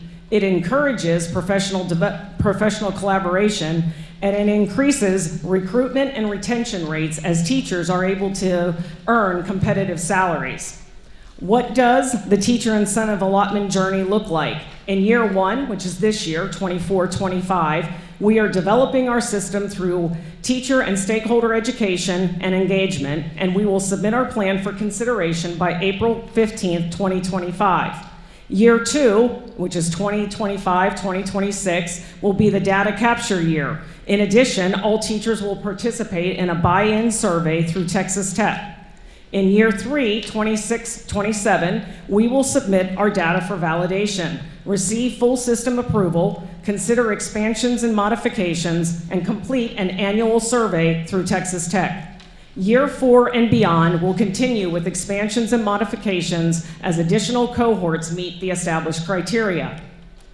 During our application year, we have formed and met with 5 different committees led by district leaders. Weighing, spending, teacher observation, student growth measures, and communication are the 5 committees. All committees have met at least once and were able to submit program suggestions through individual and group surveys. In addition, our teacher incentive allotment plan was presented to the WEIC committee on March 3rd, 2025. All input received was considered for our final program development. Here is our proposed Willis ISD teacher incentive allotment program.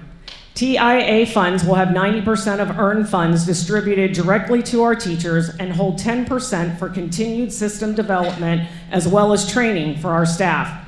Teacher observations will be 40% and student growth will count for 60%. In the future, we may consider additional components, but we want to keep it simple for year one.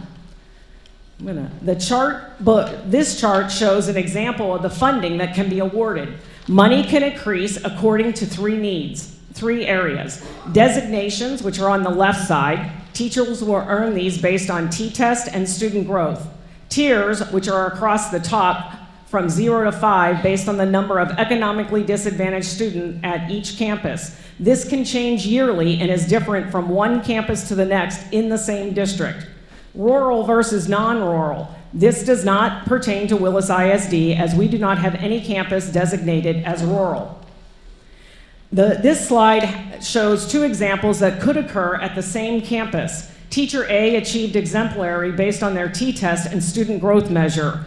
1.83, which is in red, shows the tier used for the number of economically disadvantaged students on that campus. So this teacher earned a base of $6,000 for being designated as exemplary, and the amount was increased to over $11,000 because of the number of economically disadvantaged students at that campus.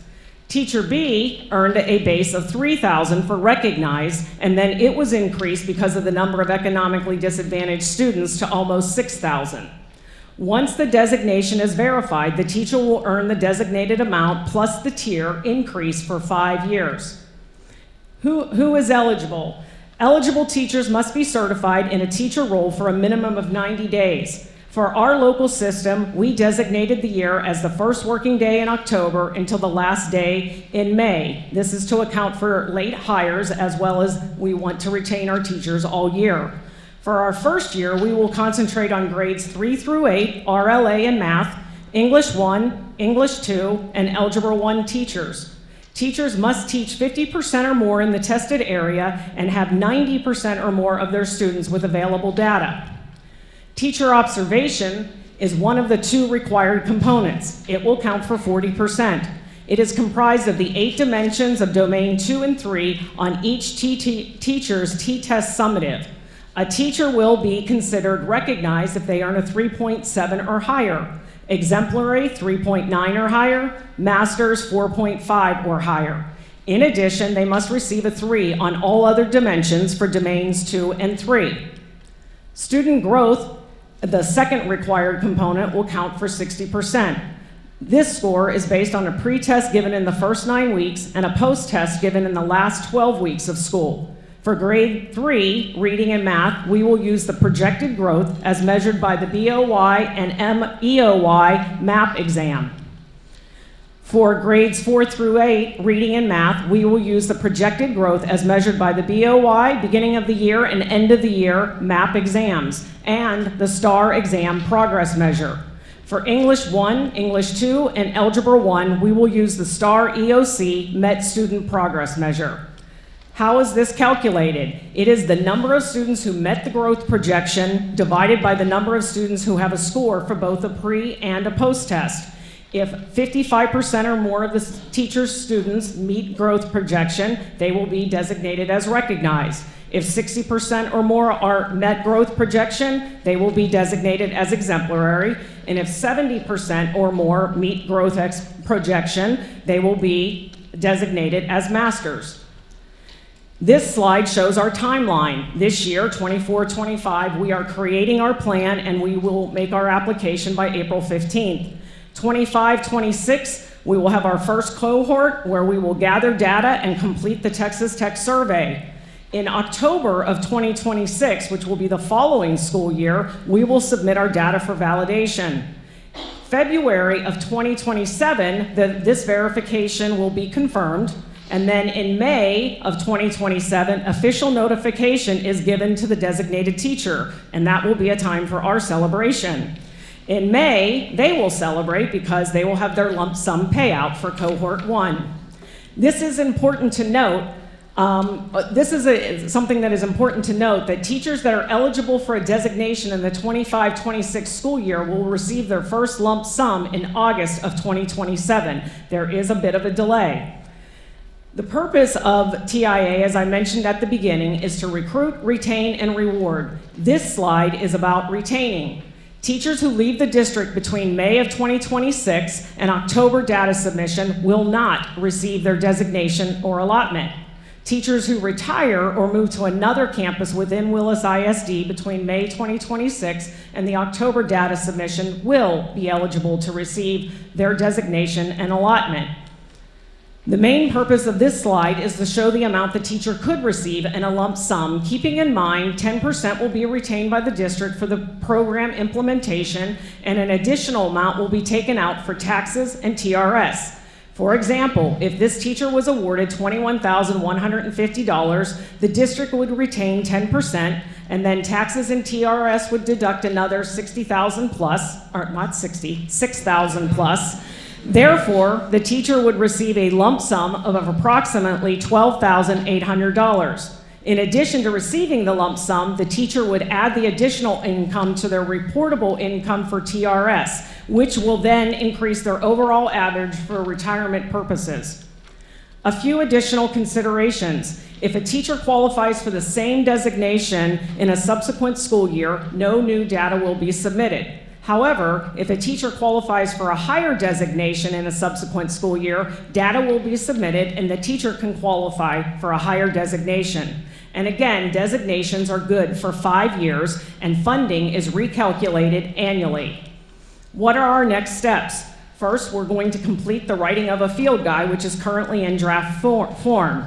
Then the Willis ISD TIA application will be completed next week and submitted. This will be prior to the April 15th deadline. And we anticipate expanding the number of teachers eligible for designations with cohort 2 in 2026-2027. TEA has a great website if anyone is seeking additional information regarding the teacher incentive allotment. And we always welcome additional feedback as we continue to develop, modify, and expand our local teacher incentive program. Thank you.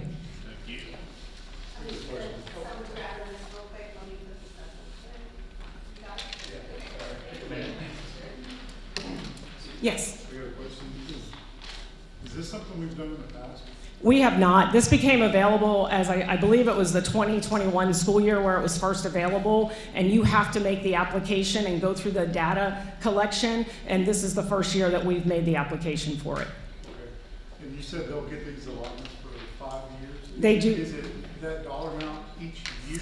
It's not, and that's kind of why I took a little bit of time to explain the tiers, because they take that economically disadvantaged and if you were rural, and they recalculate it every year. So it can change not only for each year for the campus, but it'll be different from campus to campus.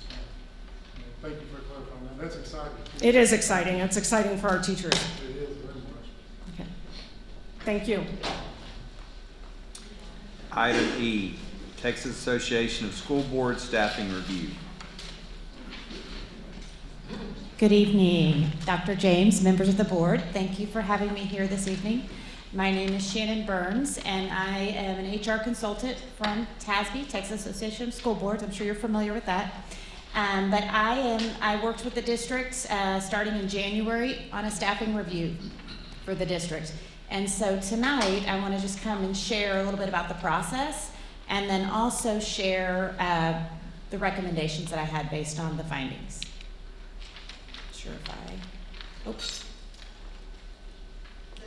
There we go, I got it. Okay, so basically the staffing review process is kind of broken down into three phases.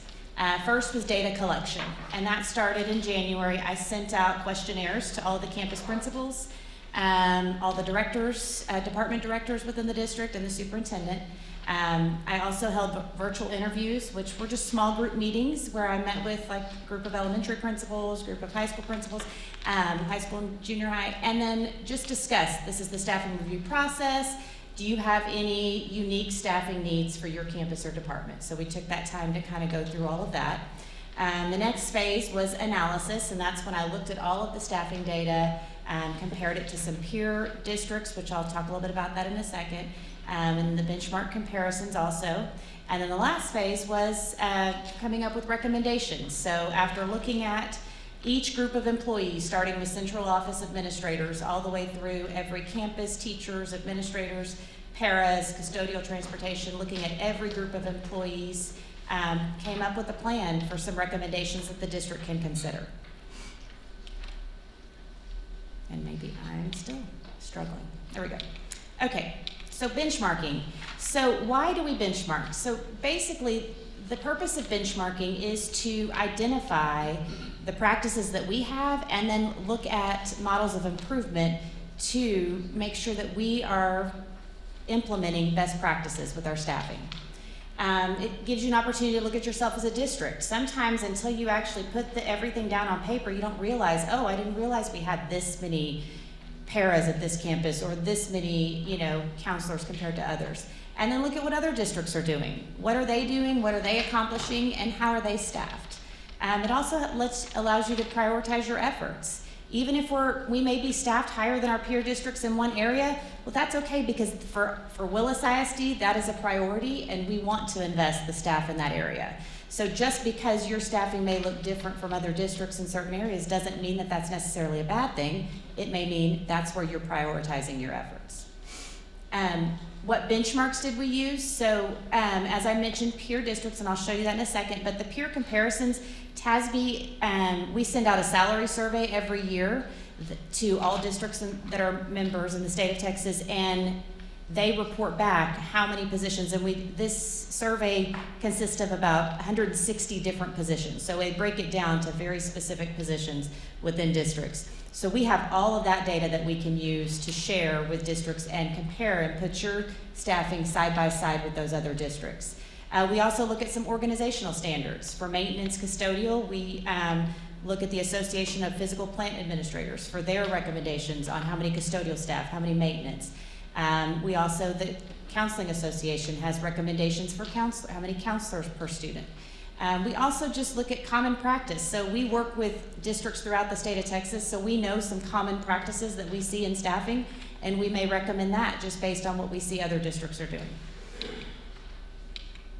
So let's talk specifically about Willis. So the first thing was we looked at trends in student enrollment, and this was just a 5-year trend from 1920 to 23-24, and this was based on the numbers that were submitted in PEIMS. And over that 5-year period, there was a 14% increase in student enrollment. This school year, we're looking at 9,300 students.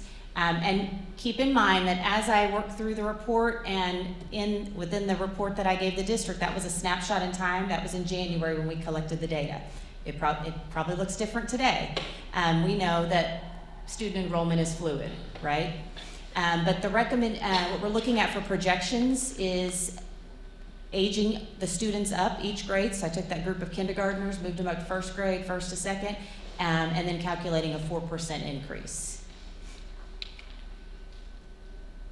So as I mentioned, peer districts, and this was the group of peer districts that I used throughout the review, and these were selected based on similar enrollment size as Willis ISD, but we also looked at demographic student groups. So because as you know, economically disadvantaged, your percentage there, your limited English proficient students, bilingual, you get more funding based on some of those special programs, and sometimes those special groups require more staffing. So we want to get districts that look similar to you in demographics for students so that we can compare apples to apples when we're making these staffing recommendations.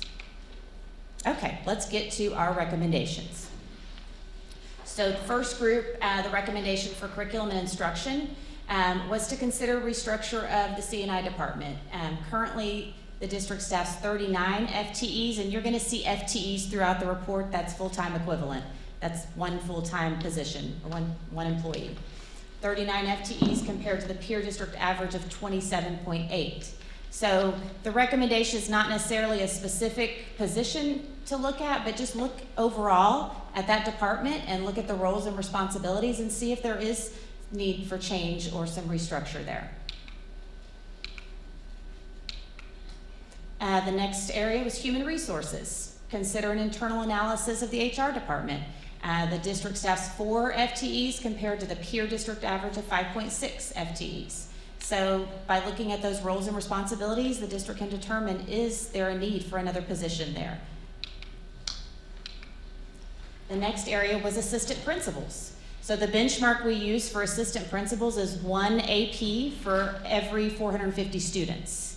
Right now, the district staffs 22 FTEs for a ratio of 1 to 422 students overall, but when you look specifically at the secondary campuses, they staff at a ratio of 1 to 350 students. So there is a recommendation there to consider absorbing 1 secondary AP position. Keep in mind that there was also within the report, there's specific recommendations to move some AP positions so that you have enough for Calfee Middle School, because throughout this report, I kept that into consideration that all these staffing recommendations will appropriately staff Calfee also.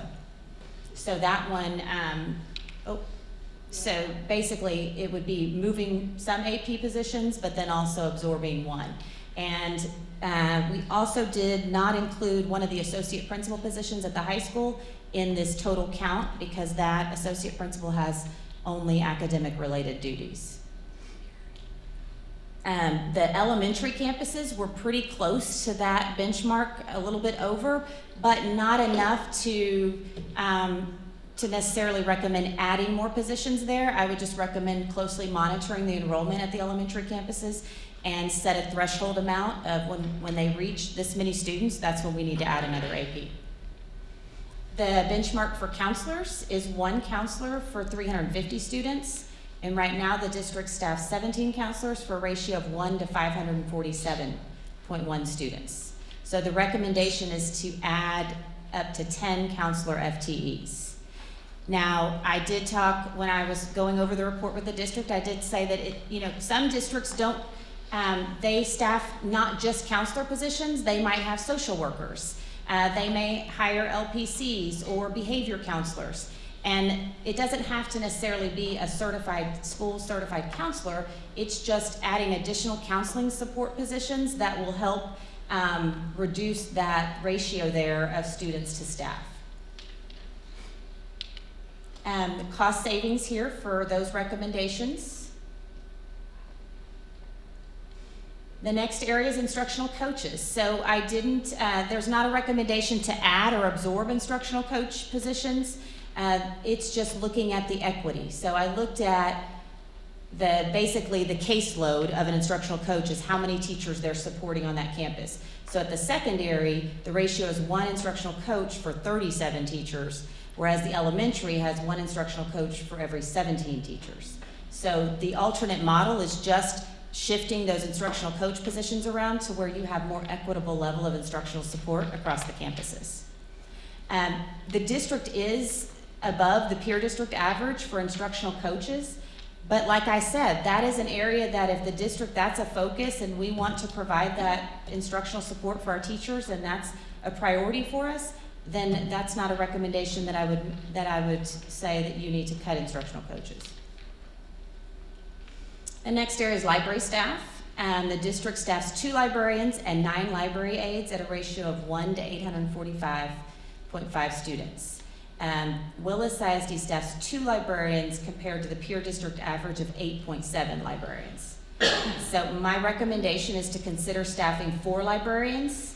That would be split between the campuses. Say 2 librarians would oversee secondary library services, and then 2 librarians would oversee elementary. And that alternate model would add 2 librarians and 2 library aides.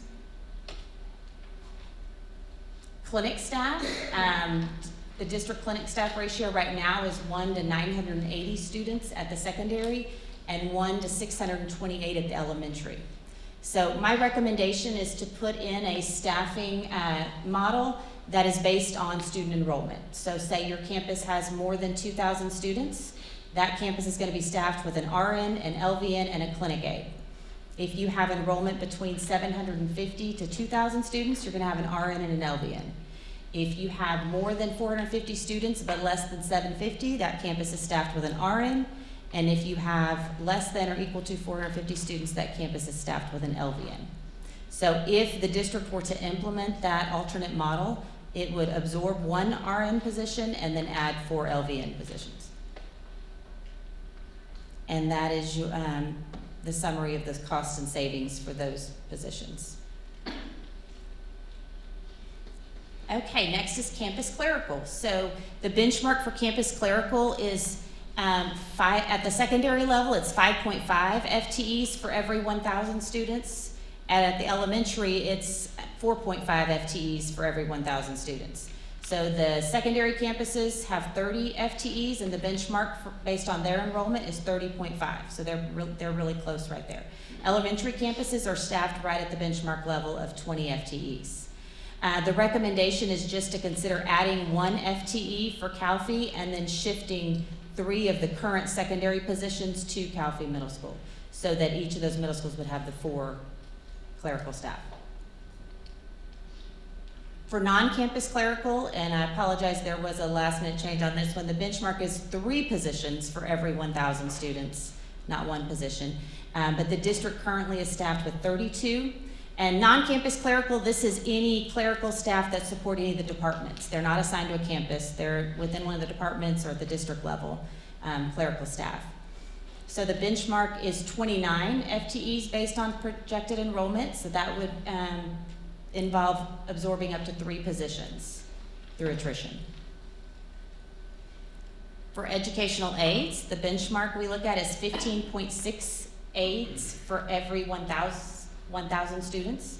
The district currently is staffed at 151 educational aide positions, and the recommendation is to consider adding 6 FTEs.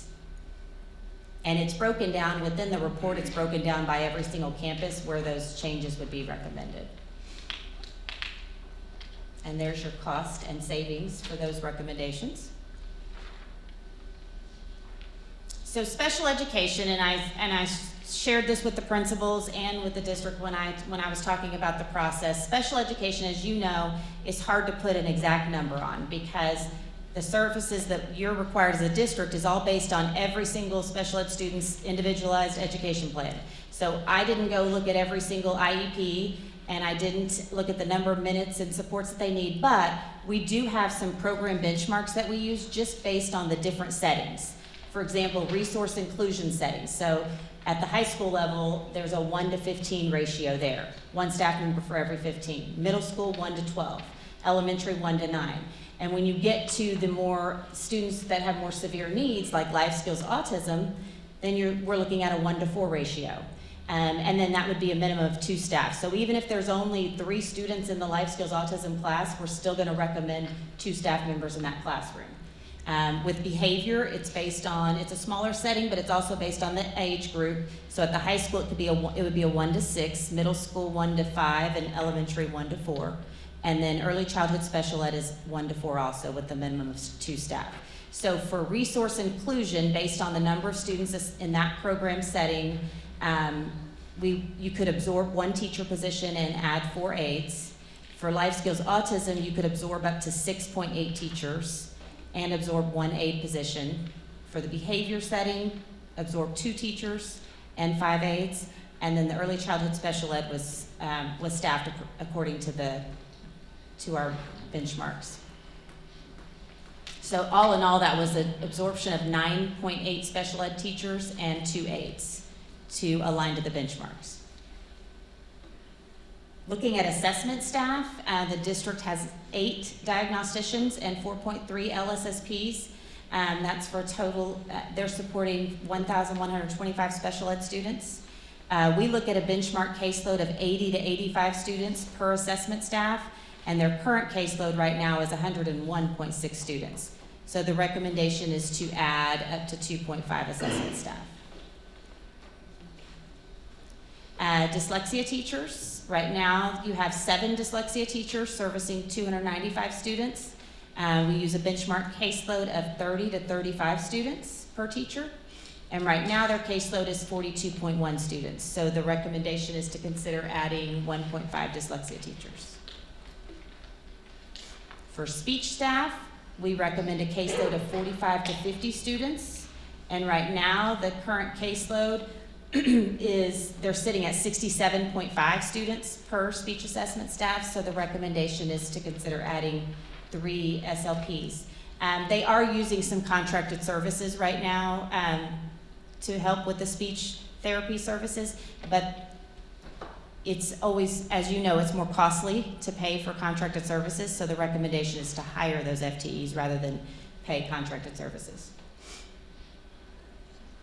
So there is the cost and savings for those positions in special ed.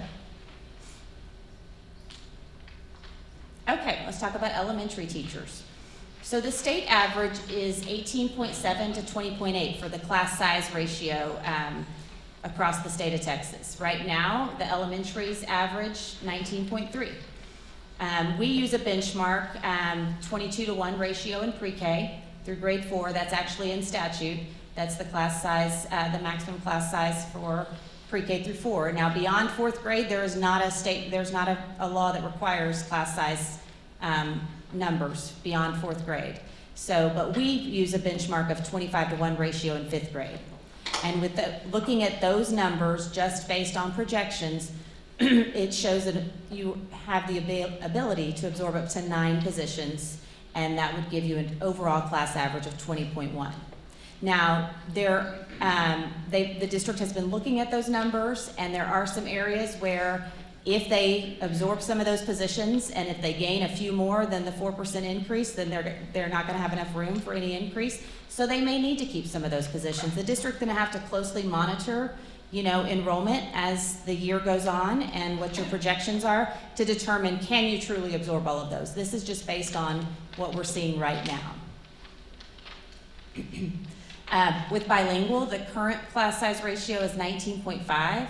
And we use the same recommended benchmarks there, 22 to 1 for pre-K through 4 and 25 for grade 5.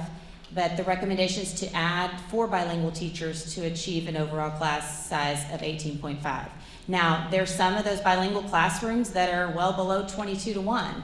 But if you absorb 1 teacher, then they're going to be at 23. So you have to watch, and with bilingual students, as you know, you can't just shift students in and out of those classrooms. It's only the bilingual students that can go in there.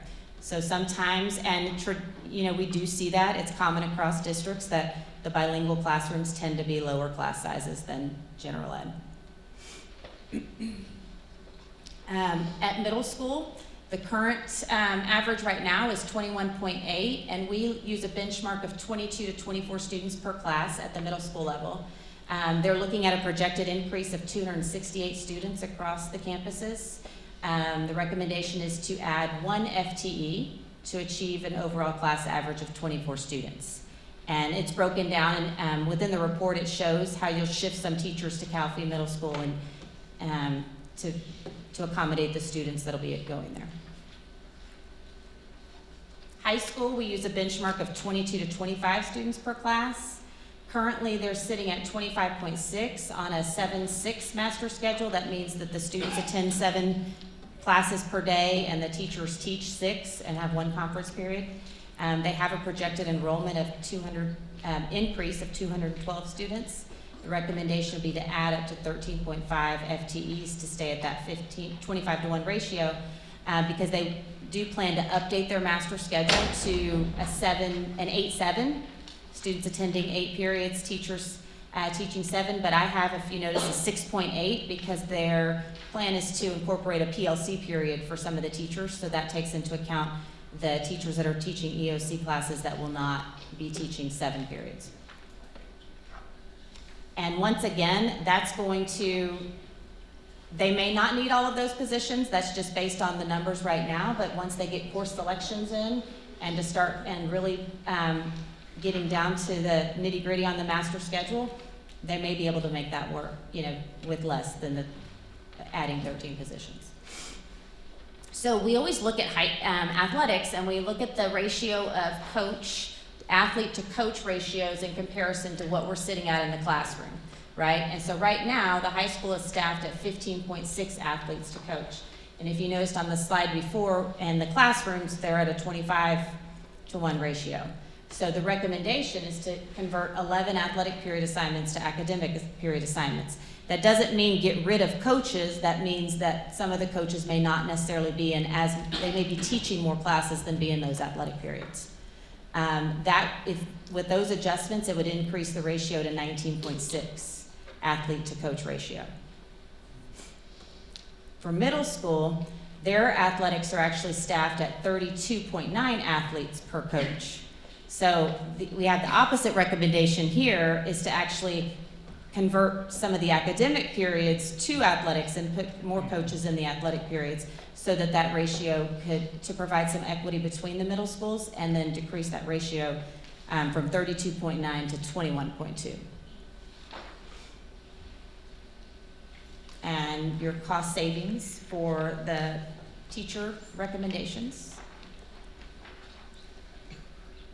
Okay, so moving on to maintenance. And as I mentioned, some of the industry standards we use is the Association of Physical Plant Administrators, and their benchmark is 1 position for every 67,500 gross square feet that the district maintains. So the recommendation for Willis ISD, based on gross square footage, is 27 FTEs. So that would be adding 4 FTEs to be able to align to that standard. For custodial, we use the APPA staffing benchmark also, and it's 1 position for every 23,000 cubic square feet. The staffing recommendation for Willis is 73 custodians, and that would be absorbing up to 12 FTEs to better align to the APPA standards. The custodial staff for CalFE is included in the count, so they would be staffed appropriately even with absorbing those 12. Now, as you open up your new campuses down the road, those would need custodial staff too, and that would actually end up being up to 12 for the 2 additional campuses, but that's a few years down the road. So when we look at child nutrition, we have an optimum meals per labor hour efficiency rating, and that's the number of meals served in that cafeteria and then the number of labor hours assigned to that how many cafeteria workers are in there and how many hours. And so we recommend an efficiency rating of 70%. Right now, your secondary campuses are ranging from 94 to 98%, so they're above our 70% recommendation. They're performing over it. Your elementaries range from 36% to 82%. So the recommendation is to absorb up to 4 FTEs to increase those efficiency ratings at the elementary campuses. And that does include staffing CalFE Elementary also. You could, if we weren't including CalFE, you could absorb up to 8 FTEs, but 4 of those will need to go to CalFE. Okay, for transportation, when looking at total transportation staff, Willis has 75 FTEs compared to the peer district average of 87.5. When you look at it for compared to student enrollment, they have 8.1. You have 8.1 FTEs per 1,000 students compared to the peer districts at 9.2 FTEs per every 1,000 students. So the recommendation there is to conduct an internal analysis and see if there are additional FTEs needed. With technology, the district staffs 13 FTEs compared to peer district average of 15.2. And that's when you calculate that based on student enrollment, it's 1.4 FTEs per 1,000 students compared to the peer districts at 1.6 per 1,000. So once again here, I recommend just conducting an internal analysis, look at job duties and responsibilities and see if additional FTEs are needed there. And that's your cost savings for those areas in auxiliary. And total cost, if all of these changes were implemented,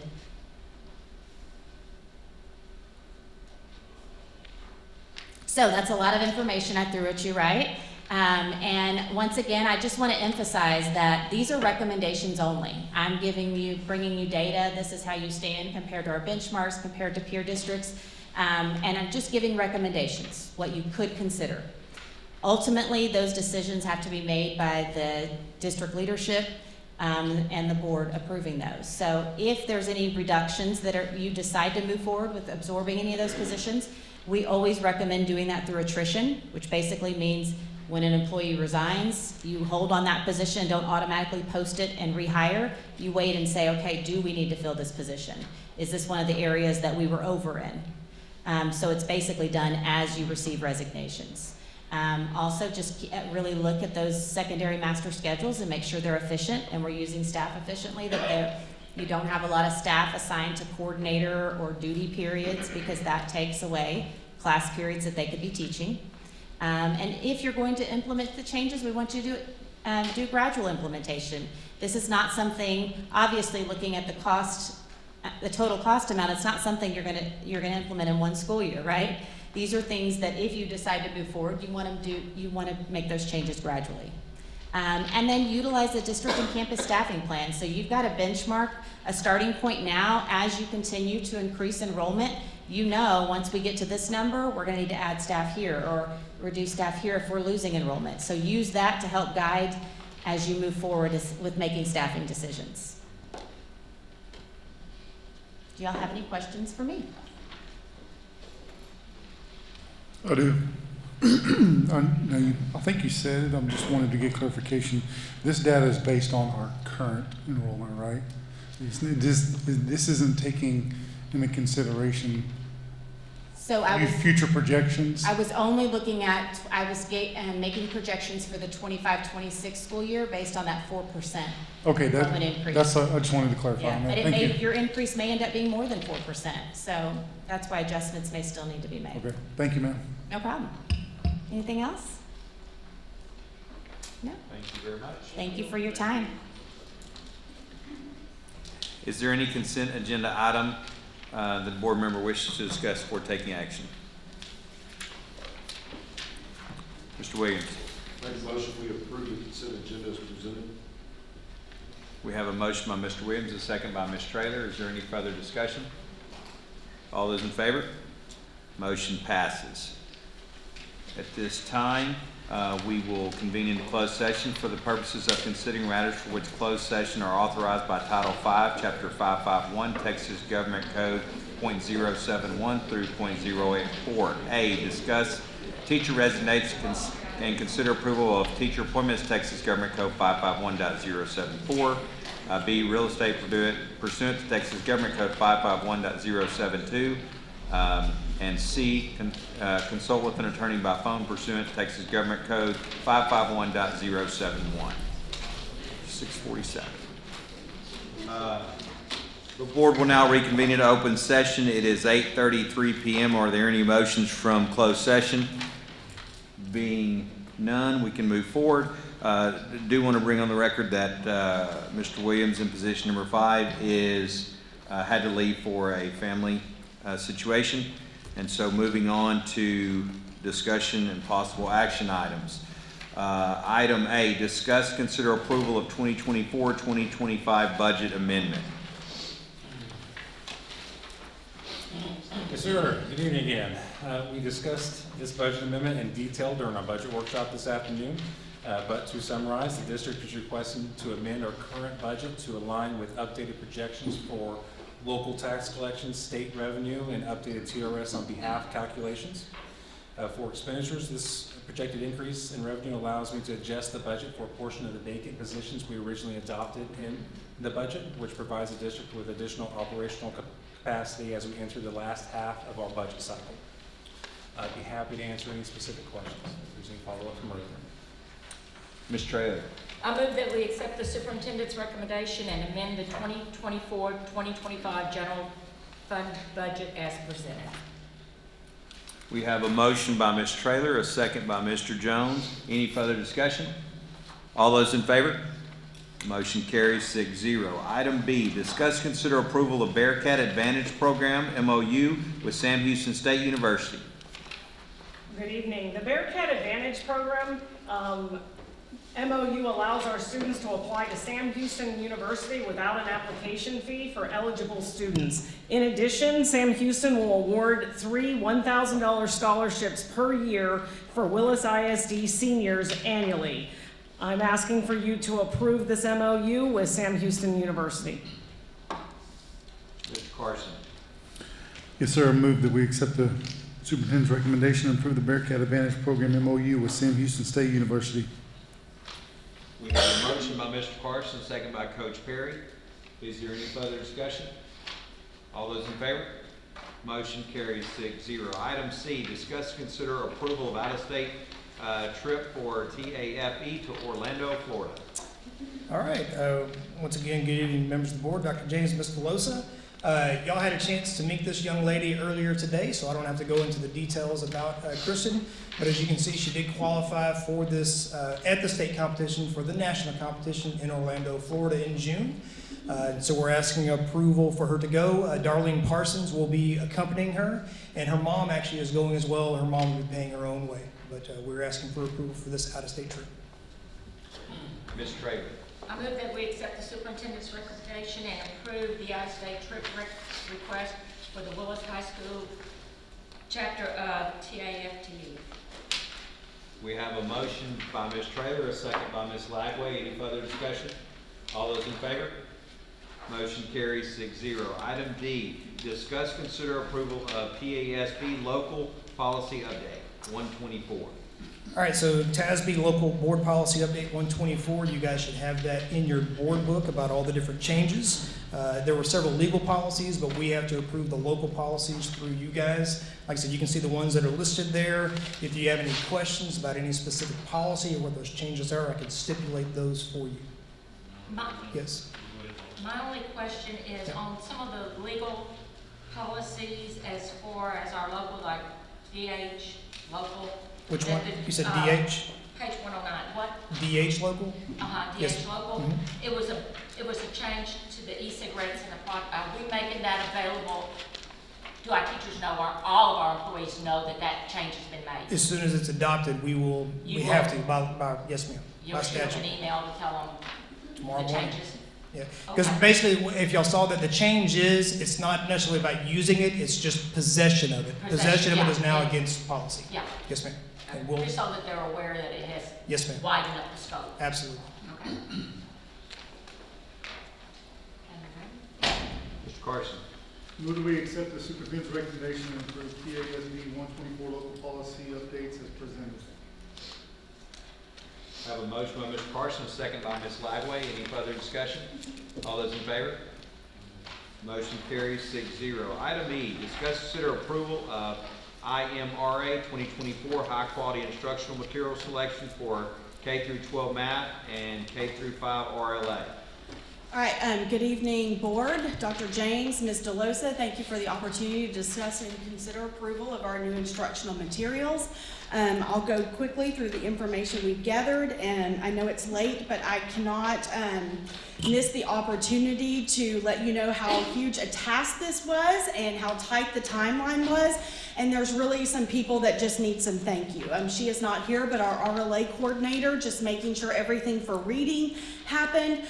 Megan as our grants director. Everybody in the state right now is trying to do the same thing. So samples were trickling in really slowly. So She found parent engagement opportunities that we could print hard copies of materials and have those available. Our communications department, Jamie and her team, I would go to her in the morning saying, I've scheduled these things, or we have this information, and they would have beautiful graphics that just went out that afternoon to make sure that we were advertising and involving all the people that we could. Our admin, making sure they were digging into the materials and giving teachers opportunities to share their voices. Our teachers living in two worlds. I mean, they're still teaching and trying to wrap up this year, and we're asking them to think about next year and learn these materials and provide feedback on them. And then, as you heard, we have a small but mighty group of community members that were up here just as much as we were, digging through the materials and just being really passionate about our students learning and giving us their feedback. So getting into the information, this is just a quick slide showing all the things that we've done over the past, about 2.5 months. You can see how many informational meetings we had. Some of those were district specific, but at least 5 of those dates up there included community members. And that number of participants is mainly specific to those opportunities that anybody could attend. So that's the participation we had in those. We had 4 instructional materials showcase events, one at Region 6. We were able to send a very large number of administrators and teachers to that. And then we hosted our own events here at Willis ISD. Some were attended more than others, but we had a lot of interest in the Savas and the Bluebonnet materials, and there was a lot of people there for those.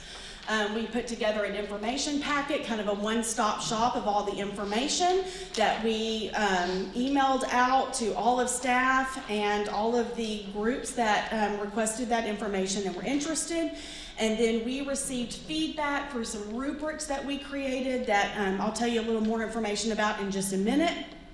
We did not work through specific committees. We wanted to be sure that every person had the same amount of voice, that they weren't communicating their wants through a committee. They were all able to give feedback through the rubrics about what they felt would be best for Willis ISD. So before I turn this page and we get into the data and what we're bringing to you as a recommendation tonight, I do want to remind you that the only things that were being considered were the things that met the criteria for high quality instructional materials that were approved by the State Board of Education, and that we asked for feedback from our people. And so the recommendations that we're bringing to you tonight, they are strictly based on that data that we asked for. So we're letting the data tell the story of the recommendation that we're bringing to you tonight. So for mathematics, just a little bit really quickly about how the data works. You see points at the top. We actually had the exact same number give feedback for Bluebonnet that we did STEM scopes. That's why those two numbers, that 234 there, looks equal. I think that's about 78 people who gave feedback on Bluebonnet and 78 people who gave feedback on STEM scopes. So we asked them on the rubrics to rate all the things that you see there in that table on a scale from 1 to 3. 3 being that this was a really high area that this material we felt like covered. And so if everybody rated it 3 points, the maximum amount of points that it could have was 234. That's just a good number to use as context as you look at the other numbers. That's the number you can kind of go back and compare it to. So when we look at intentional instructional design, for example, out of those 234 points, Bluebonnet received 202 from all the feedback responses we got. STEM scopes received 181.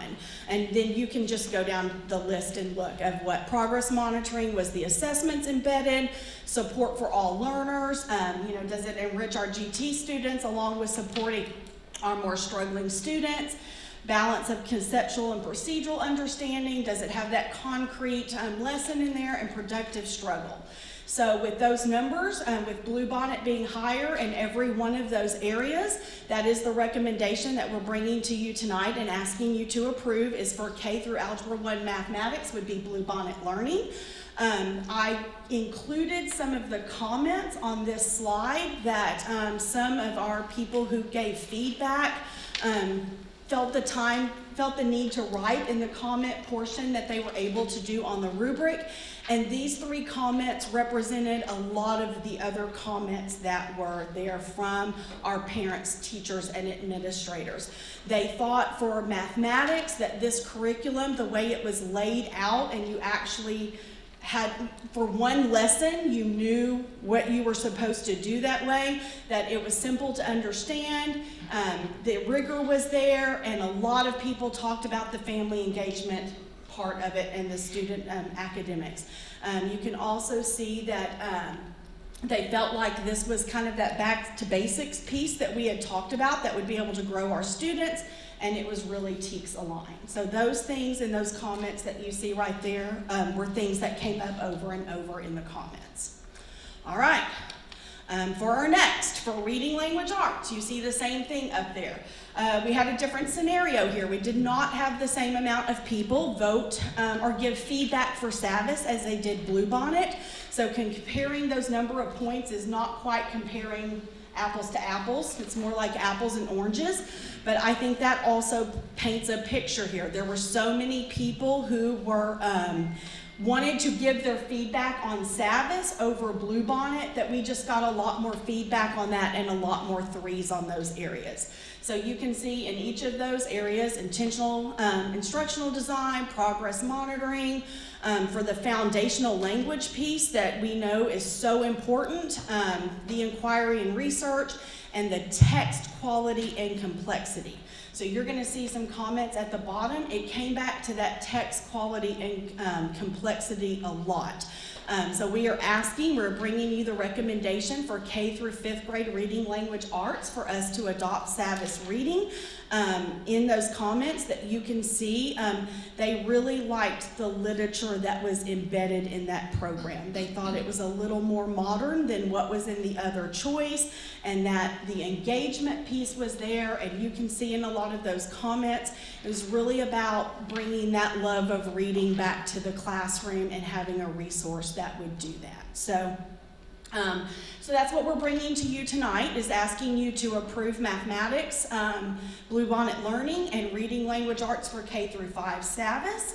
And if you want some more data just to look at, I did actually pull out anybody who indicated that they were a parent or community member only and they weren't employed by the district. I just wanted to see what that data looked like versus the overall data. We did not have as many people give feedback in that area as I would have liked, but you can see it still stays pretty in line with the overall number. Savvis for sure. On the math scoring, STEM Scopes did a little better when they were only strictly community members. When you're talking about 10 out of the 12 points, that is scoring pretty high, but that's only about 4 people. So when you put it in the overall mix of numbers, there was no significant change in how the points laid out. So if you do approve this tonight, I feel like we've done a lot of hard work, but the fun is just beginning. So tonight, as hard as it's felt, is the easy part. If we approve this, there's a whole lot of next steps that will be beginning. Part of it is getting the materials ordered. We are in a really good place because for some reason, I don't know the reason, I'm sure there's a really good reason, but the system that we order instructional materials through closes for a little bit in the spring. So sometime around end of March, beginning of April to sometime in May, they close their EMAT system and we cannot place orders. So if we get our approval through, we can get our order through before they do that to make sure that if this is the direction we're going next year, we get those materials in the hands of our teachers on time. There's a lot of planning and professional development that has to happen. Not only that foundational training piece where we get them just new into the material, but ongoing that we have to plan for throughout the year. For Bluebonnet Math, the Region 6 Service Center will be our contact for providing that professional development with us. And for Savvis, it'll be their professional learning services that will sit side by side with us to help get our teachers ready to utilize those materials. And then when we get to that point, we'll get the delivery of materials, and all of those things have to be inventoried so we keep up with all of our good stuff before we get it into the hands of our teachers. So I'm open if you have any questions. Hopefully I can answer them, but that is what we're bringing to you tonight, is asking you to approve K through Algebra 1 Mathematics as Bluebonnet Learning, and for K through 5th grade reading, Savas. Yes. You have a question, Chair? Yeah, I sure do. Go ahead. When it comes to first of all, Dr. James, how do you feel about this? I feel like they got a lot of feedback from a lot of people. I've not seen a team do as much work as this team did. And as she said, we had some really great community members and people that came out to really look at this stuff, and I feel very comfortable. I think that teachers really need to have a big part of selecting the materials that they use. So I think that's very important, that we're listening to what our teachers say. So, Do we have any idea what the Savas Professional Learning Services, what that entails, and what kind of price points would be to that or anything? Do we have any idea? I'll be able, oh, sorry, was that for me or for? No, for okay. both of y'all. Don't I can get you that information. There's a certain amount of professional development for that foundational training that's gonna come with any purchase, and then we'll go to them and they'll customize a plan for us for those ongoing pieces. Because with 2 new curriculums being adopted, every professional development day that we have built into our calendar next year, we're going to be digging into high quality instructional materials. So they will help us customize something. They're usually pretty competitive on pricing and pretty kind to us when we have, you know, adopted their materials. But I can get you specific numbers. These people don't even know this is happening yet because it hasn't been approved. But as soon as we approve something and I can get with them, I can get you more specific numbers on what that looks like. Yeah. And everybody, your whole team, I mean, really, having some curriculum and everybody be on the same page, I think is going to be huge. We're very excited. I think y'all did a great job involving the community as well. It was very thorough. I feel like there was a lot of moving parts. That Like I came said, together on small this. but mighty. Yeah. So, yeah. Yes, We're sir. very appreciative of all the feedback. Yeah, we appreciate that a lot. You did a great job, though. Mhm. Ms. Traylor. I move that we accept the superintendent's recommendation to adopt a high-quality instructional materials presented for Willis ISD. We have a motion by Ms. Traylor, second by Coach Perry. Is there any further discussion? All those in favor? Motion carries 6-0. Item F. All right, thank you very much. Item F, discuss and consider approval of LASSO grant award. Good evening. Okay, I have exciting news. I love when I get to bring y'all money that is coming into the district. We have been awarded $15,000 to bring the AP Computer Science Principles course to the high school. This will be to help with professional development of a teacher and to start that process at the high school. Then we have been awarded $121,500 for instructional leadership. This is to help specifically Parmley and Lucas implement high quality instructional materials. They were awarded based off of various things. They're a Title I served campus and they have a federal designation. So that is why there's 2 campuses that are picked out. You probably are asking, why isn't C.C. Hardy involved in that? C.C. Hardy was awarded in the spring the same grant. So now we have 3 schools with an instructional leadership grant. We will make sure with other grant funds, general fund, that we are giving the same services across the board district-wide, but we have additional grant funding for those campuses. Then there's one with dollar signs. So Strong Foundations implementation is strictly for Bluebonnet. We have not been given our award. We have been told that we will get an award, but we do not know the dollar amount of the award currently. Instructional leadership is just for HQIM, so we can use it for Savas and Bluebonnet. When it comes to Strong Foundations, it is strictly for Bluebonnet, but obviously we do not know that amount now. So our total award amount for the LASSO grant is still pending, but we have a positive trend. That's awesome. There is no match with any of these grants. It's 100% funding to us. So there's strings, things we have to do to stay compliant, but there's no money coming out of district fund. This is all coming into the district. That's awesome. Yeah, you'll love it. The strings are really about oversight. So That's one of the your one of word. our words. Transparency and oversight. I'm gonna put it on a shirt. Yes. Mr. Jones? Yes, sir. I motion to approve the superintendent's recommendation to accept the following grant awards.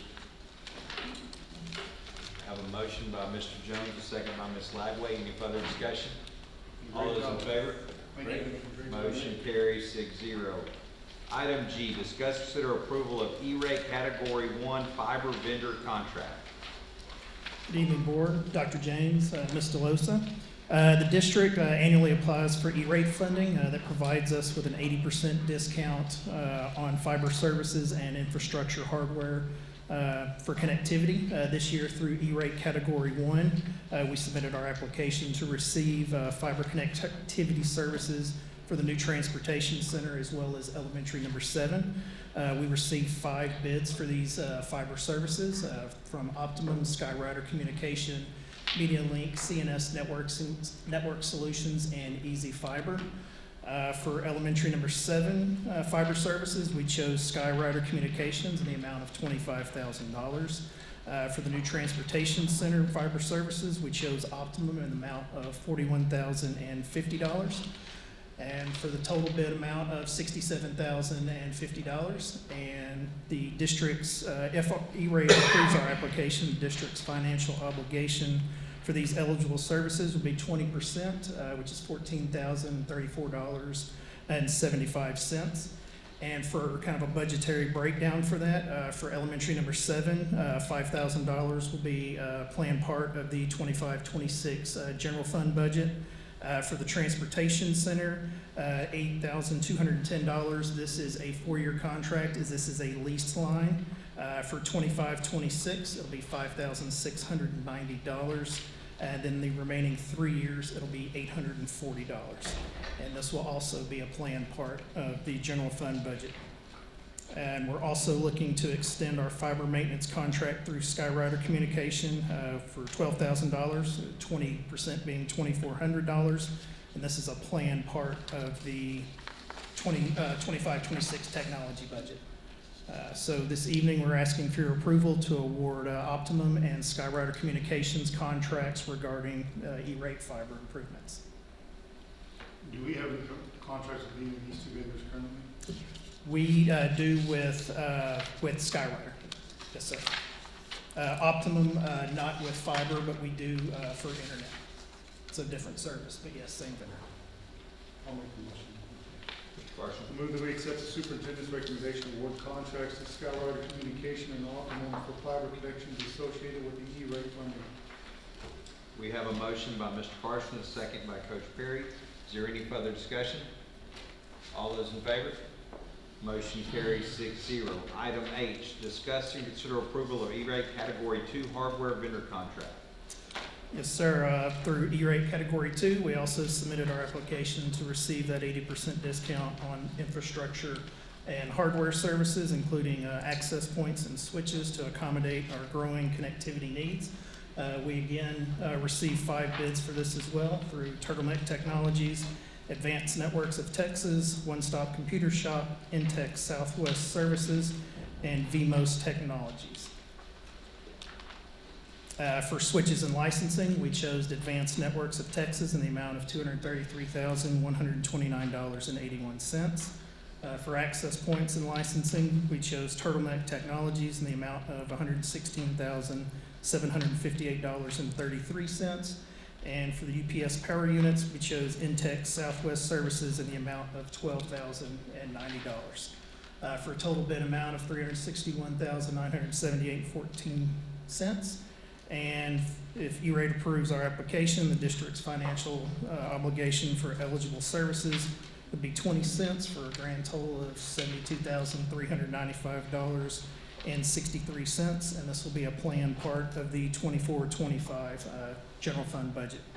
And we're asking for your approval this evening to award Advanced Networks of Texas, Turtleneck Technologies, and Intech Southwest Services contracts for E-rate infrastructure improvements. Mr. Carson. Move that we accept the superintendent's recommendation to award contracts to Turtleneck Technologies, Advanced Networks of Texas, and Intech Southwest Services for hardware infrastructure improvements associated with the E-rate funding.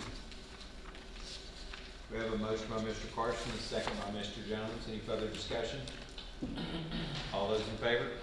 The motion carries 6-0. Thank you. Item I, discuss and consider approval of Contigo Ed, Inc. as a vendor.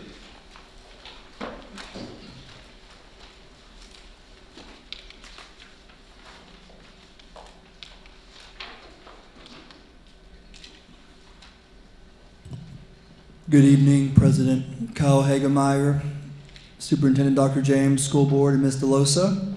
We're going to here to discuss and for you guys to consider approval of Contigo Ed as a vendor, and Ms. Shropshire will lead us off.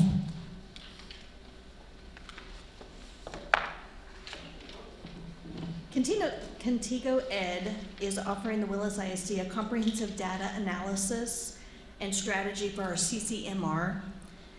In phase 1, they will provide that information. In phase 2, they will target data within high priority topics to improve student outcomes. We have a wonderful opportunity to receive funding from the Dell Foundation, designed to defray the cost of implementing this for the district. So while the contract value is $75,800, the district will only pay a little less than $20,000. So we are asking for your approval for Contigo Ed contract to improve CCMR outcomes.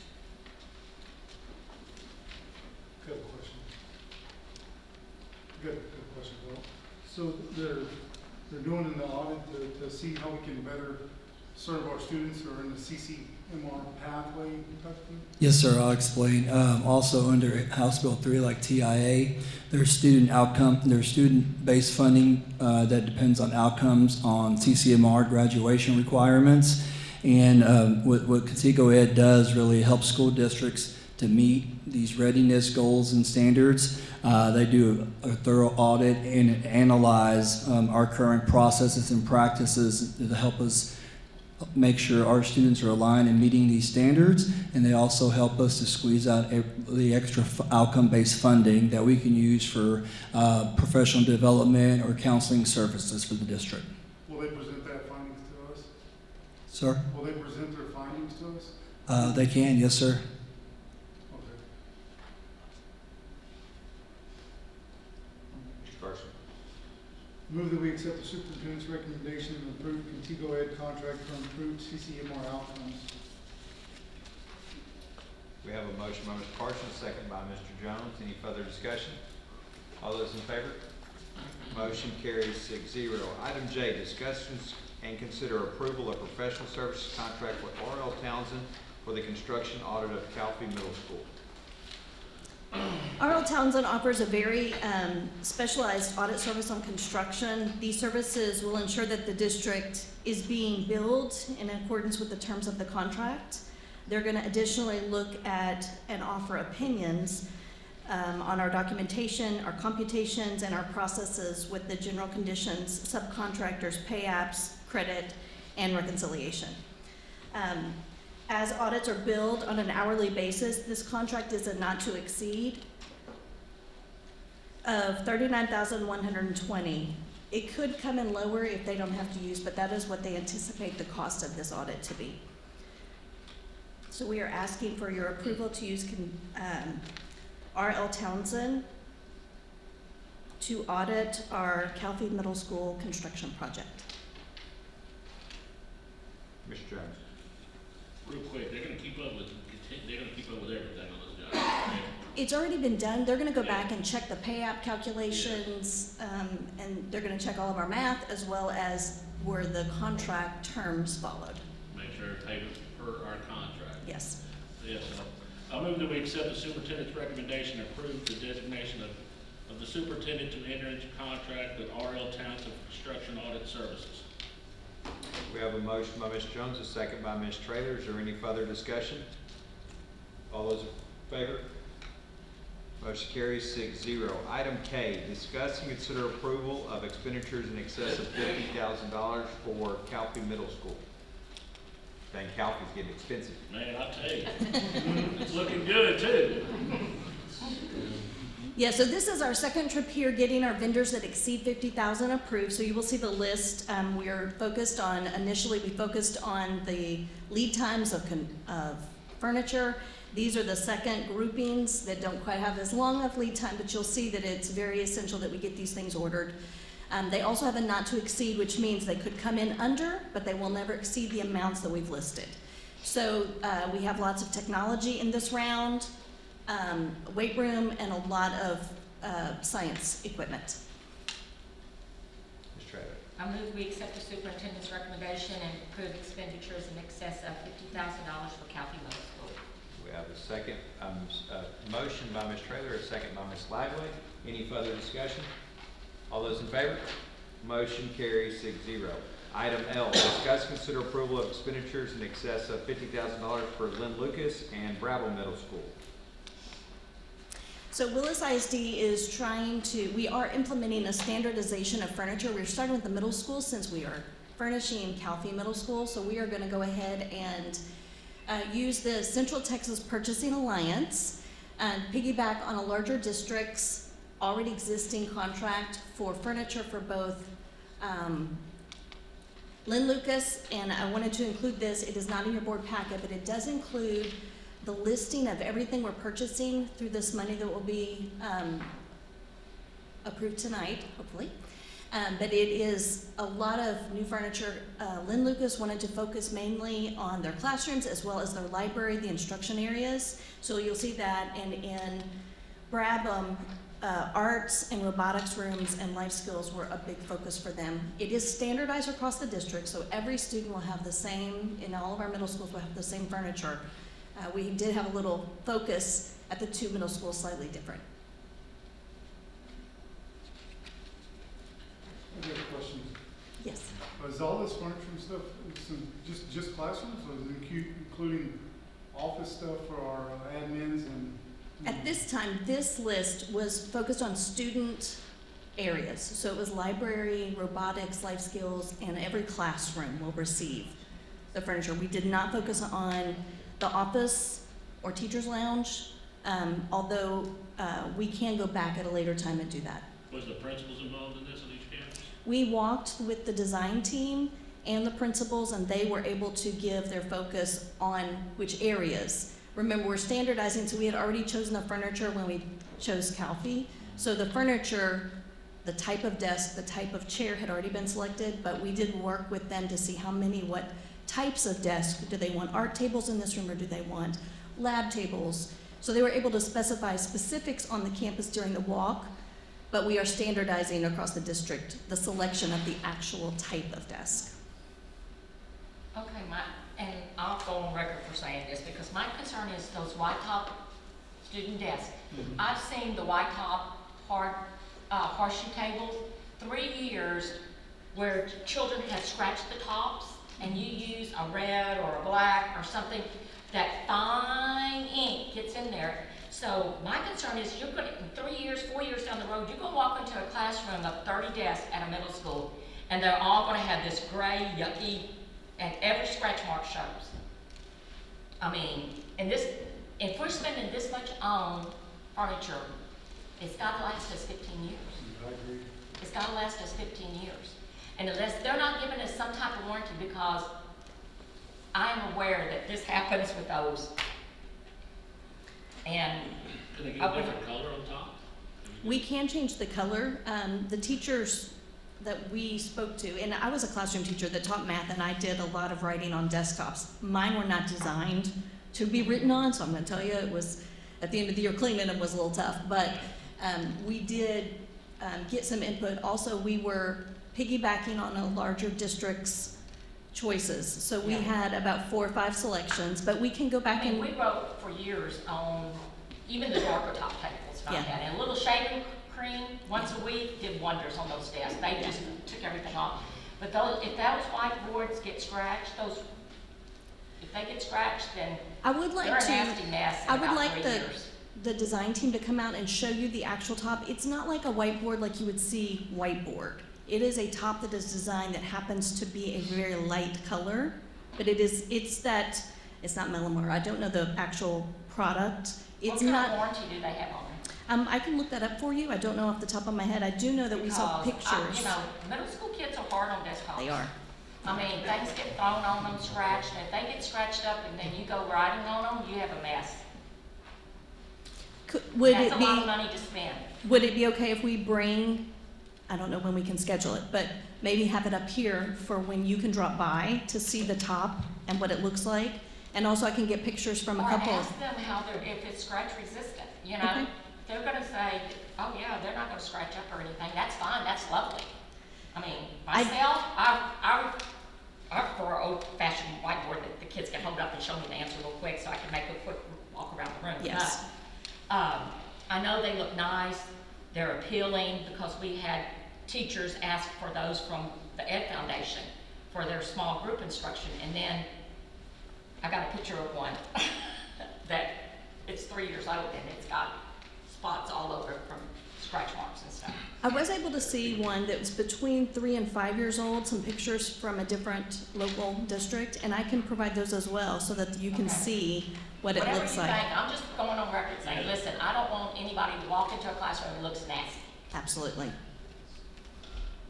I love her passion about that. I love it. I can give you some shaving cream. They take glue off the tabletops too. Well, I'll go ahead and do this. I move that we accept the superintendent's recommendation to approve Indico furniture purchase not to exceed $1,064,000. We have a motion from Mr. Jones, a second by Mr. Carson. Any further discussion? All those in favor? Motion carries 6-0. Paulette's gonna come and inspect them too. I will have them bring them up here so that you guys can see the type of material. Just ask them if they're scratch resistant. What kind of warranty they're gonna get? I mean, what are they gonna last us 10 years? We want 15, but will they last us 10? Okay. Yes. If Lynn Lucas is gone, we'll just give it to Brabham. I don't know. Kelly in here. Okay, item M, discuss and consider approval of ESC Southwest LLP for Willis ISD Elementary Number 7 material testing.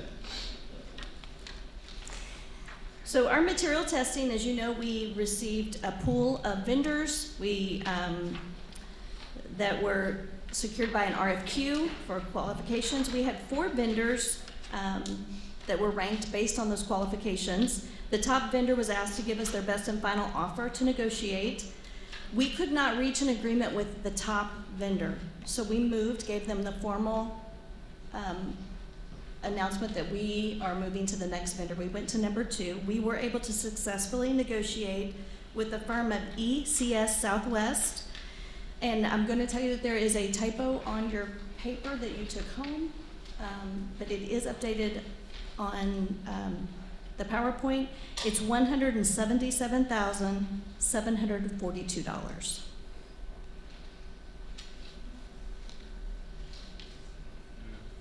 The PowerPoint says one in this. the way you just 177,922. said. What is the correct one? 177,742. 7742.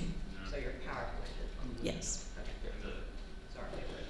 I move that we accept the superintendent's recommendation and approve the material testing contract with ECS Southwest LLP for $177,742. We have a motion by Mr. Jones, a second by Ms. Traylor. Any further discussion? All those in favor? Motion carries 6-0. Item N, discuss, consider approval of Brabham Middle School generator contract selecting Millennium. So we completed our first jock walk with Brabham's generator on February 20th of this year. We are replacing like for like at the Brabham Middle School generator. The process included a pool of vendors created through a cooperative. The jock walk was completed on February 20th at 10 a.m. with 5 vendors showing up, and they bid. It was due February 28th. The lowest cost for the job was Millennium Project Solutions at $97,327.14. We're asking for you to approve the Brabham school generator contract with Millennium Project Solutions. Mr. Jones. I move to accept the superintendent's recommendation, approve the Brabham Middle School generator contract with Millennium Project Solutions. I have a motion by Mr. Jones, a second by Mr. Carson. Any further discussion? All those in favor? Motion carries 6-0. Item O, discuss, consider approval of schematic design concept for ninth grade center. Yes, Board, thank you. Board, Dr. James Dashiana. We've completed the schematic design, the SD phase for ninth grade center there at the high school with Huckabee, our design team. We're asking for approval to move forward into the design documents, which is the DD phase. But I'm gonna turn it over to our design team, Carla. She will go through the schematic design of what we've come up with so far. And we're asking for the board to approve this phase of it and move into the next phase of design. Thanks, sir. Okay, good evening, Willis ISD Board of Trustees, Dr. James, Ms. Dashiana. For anyone in the room who I have not had an opportunity to meet yet, my name is Carla Castillo, as Bob said, and I'm an architect with Huckabee. We are the very proud architects who have the opportunity to be working on the design of the new ninth grade center for Willis High School.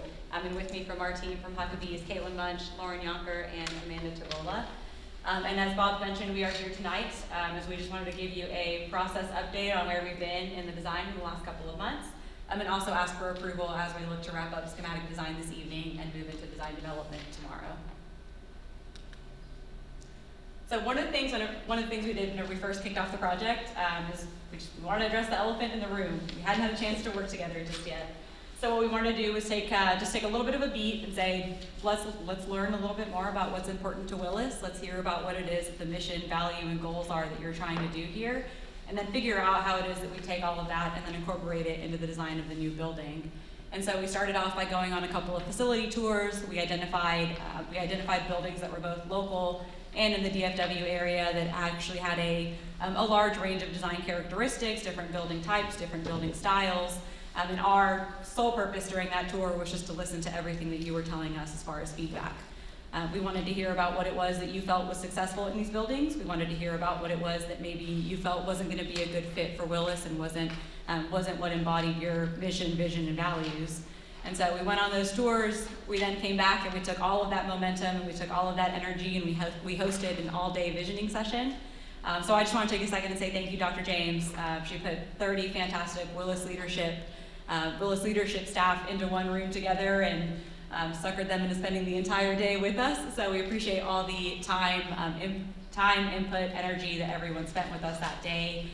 One of the largest things that came out of that, and I'll talk a little bit about what that visioning session looked like, but again, really we want to just build on that momentum that we had built from the tours. Have a couple exercises again where we just learn about what's important to Willis. And then again, the big part of that coming out of the visioning exercise was just establishing a set of project goals and purposes that really, you'll see that in the middle of your screen there, but really what we wanted to do is at any point we could stop and ask ourselves, do we feel like the design and what we're doing with this new ninth grade center is really embodying what's important to Willis and what we've learned about each other during this visioning session, and what's important about the way that curriculum is done here in Willis and how we intend to carry that through into the ninth grade center that's going to supplement the high school. So as I mentioned, just a really productive day overall. A lot of the feedback that we had heard was that there is a lot of new leadership that's in Willis, and so just getting to spend time with your group and hearing about what's important, and again, just figuring out how we were going to translate that into the design of this new facility. So moving into the design of the ninth grade center as it stands today, you'll see on the right-hand side, the letter B is going to show you where the existing high school is located. The new ninth grade center will be located to the west of that, located with the letter A.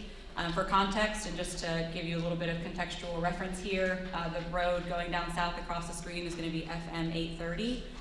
One of the biggest anchor points, and I'll go around the building and just hit a couple of key highlights here, but as we were starting the design, one of the really big anchor points that we used was continuing the athletics corridor that's in the high school right now, and really just continuing that corridor through so that whenever you're entering into the 9th grade center, you feel like it's just an extension of that athletics corridor as you enter into the athletics portion of the 9th grade center. So I'm going to start in the middle at the 1-2, and then I'm going to go clockwise and just, again, hit a couple of key highlight points here. So at the 1-2, you'll see the main entry and parent drop-off. One of the biggest challenges that we're facing right now is obviously just the constrained site that we're up against. There's an existing building, existing road. We need to be mindful of easements, and of course, just trying to make the existing land that we have as efficient of a layout as possible. So at that 1-2, you'll see the parent drop off there. Again, just wanted to be mindful of how much queuing length we were providing and just trying to take as much traffic as we could off of 830 and bring it onto the site to try to avoid as much congestion as possible. Moving clockwise around the building at the top, you'll see the number 3. It's a dedicated special education drop-off area. So one of the things that we have found in the past is having a separate dedicated drop-off for those special education kiddos just gives them the opportunity to unload somewhere where there's not so much chaos of the day-to-day drop-off as you would imagine. Moving again to the 4 and 5, 4 is going to be the outdoor courtyard, 5 will be access from that courtyard, from the building into the courtyard. As I mentioned from those tours, one of the most important things that we're tasked with during those is just listening to what's important to you guys and what you feel like is really resonating in terms of designs of other buildings. And so as we were touring one of the campuses, one of the ideas that came out and one of the things that we saw the group really liked was a dining area that actually had the football field as a backdrop. And so in conversation it came up as man, this would be really cool if we could do this. Hopefully that works out. So we're really excited to show you that it was able to work out. We're really excited that in the dining area where you see the number 5, the backdrop will be the football field with the CTE behind it. So just really excited we were able to make that work. Where the number 6 is will be our service yard. Again, knowing that the constraints that we have with the site right now, we wanted to make sure that we were A, as efficient as possible, and B, just the proximity. We know that the service yard for your existing high school is already back there, so just maintaining all of those back-of-house services grouped together just makes that as an efficient workflow as you're getting deliveries and you've got food deliveries coming through, so really just helps streamline that process.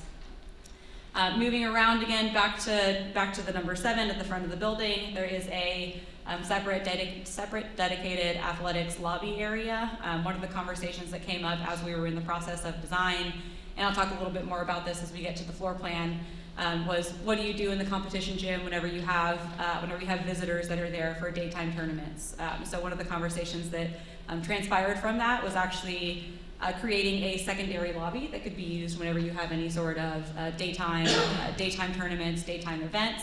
That would actually allow you to create a better separation and not letting the public into the majority of the school building. So I'll talk about that a little bit more as we jump into the floor plan. I'm going to jump back a slide. So right now plan is oriented just up, down. Imagine on this next slide that I've just fallen over and I'm at 90 degrees now, so it just helps with the orientation a little bit. So I'm going to start same area and just work my way back around again, hitting a couple of highlight points. Main entry where you saw the 1-2 on the site plan, where the 4 sets of double doors are. Immediately as you enter, you'll have the administrative block. There'll also be AP suites that are on the 2nd and 3rd floor, and I'll talk a little bit more about the floors and stacking here. On the left-hand side where you see the light yellow-orange colors, those are going to be your classrooms. We have 36 classrooms in total in this building, serving 1,200 students. How many total classrooms do we have at the high school right now, Bob? Less than 100, around 75. So, but that's good. All right, thank you.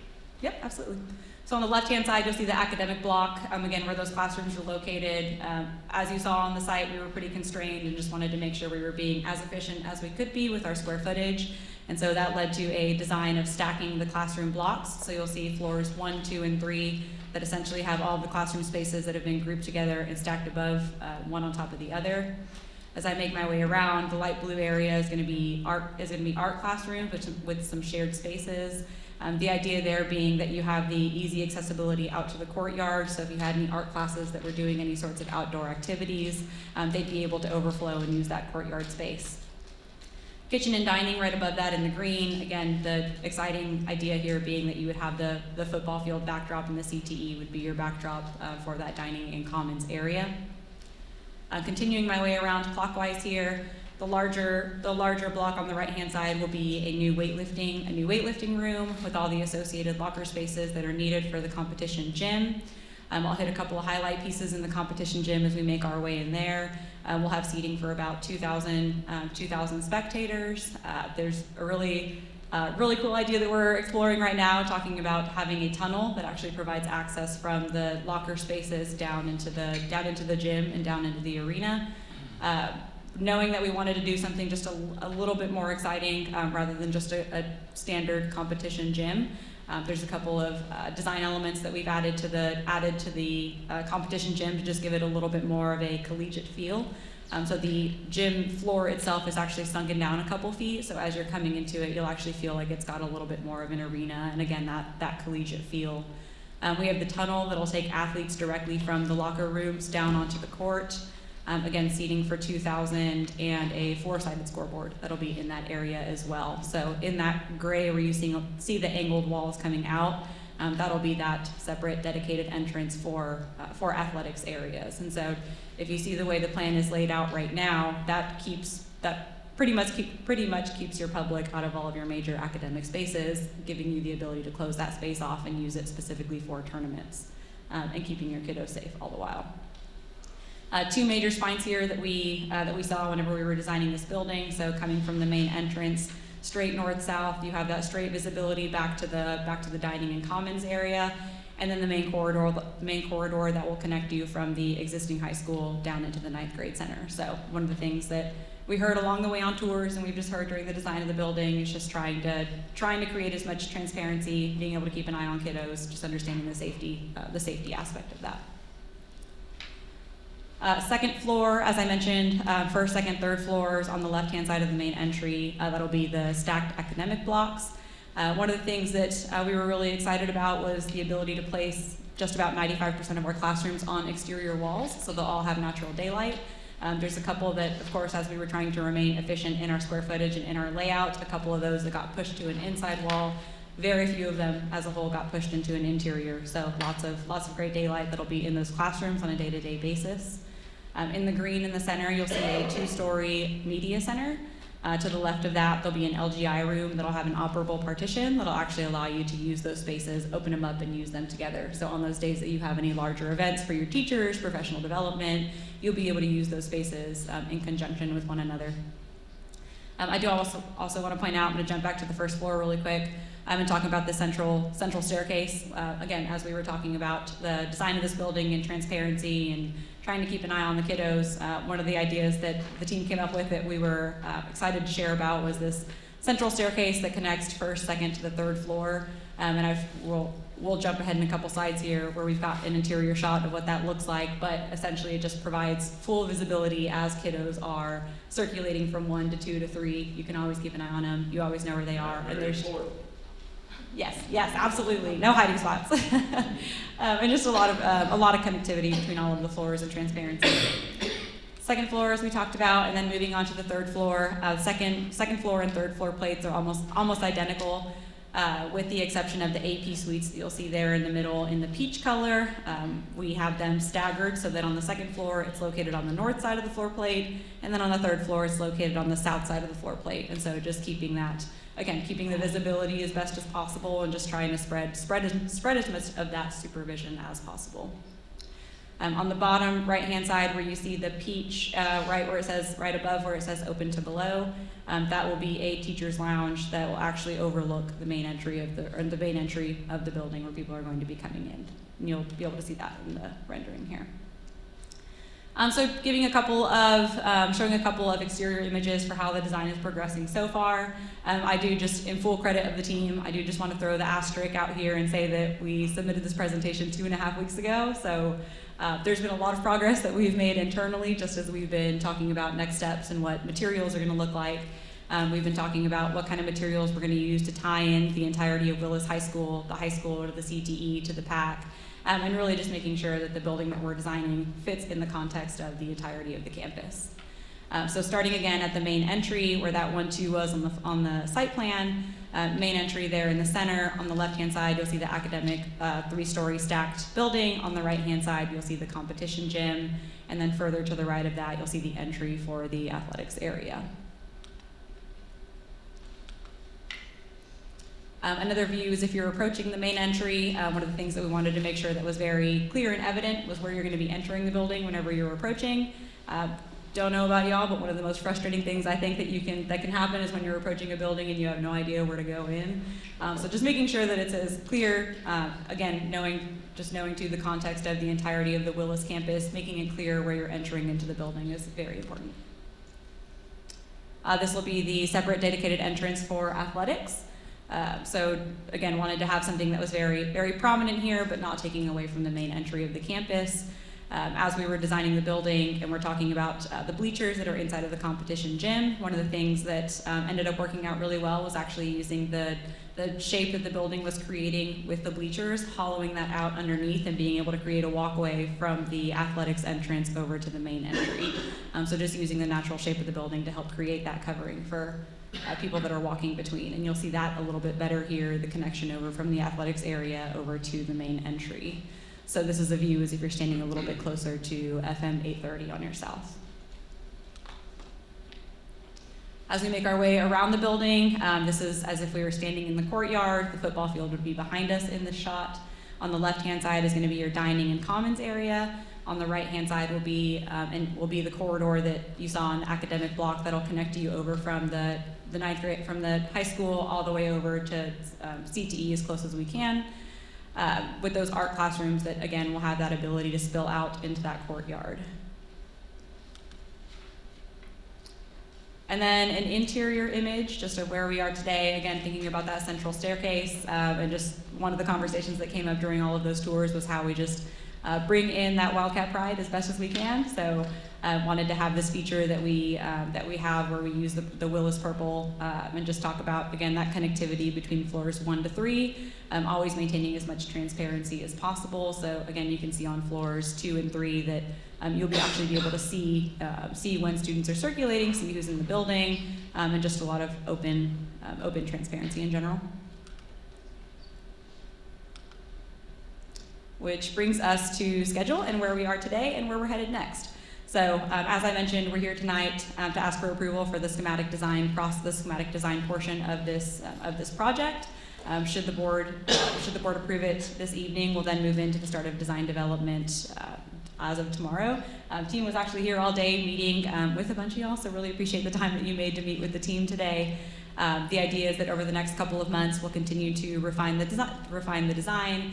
You'll admittedly be seeing a lot of us a lot of the time. If you haven't already gotten tired of us, be prepared. We're going to be around a lot.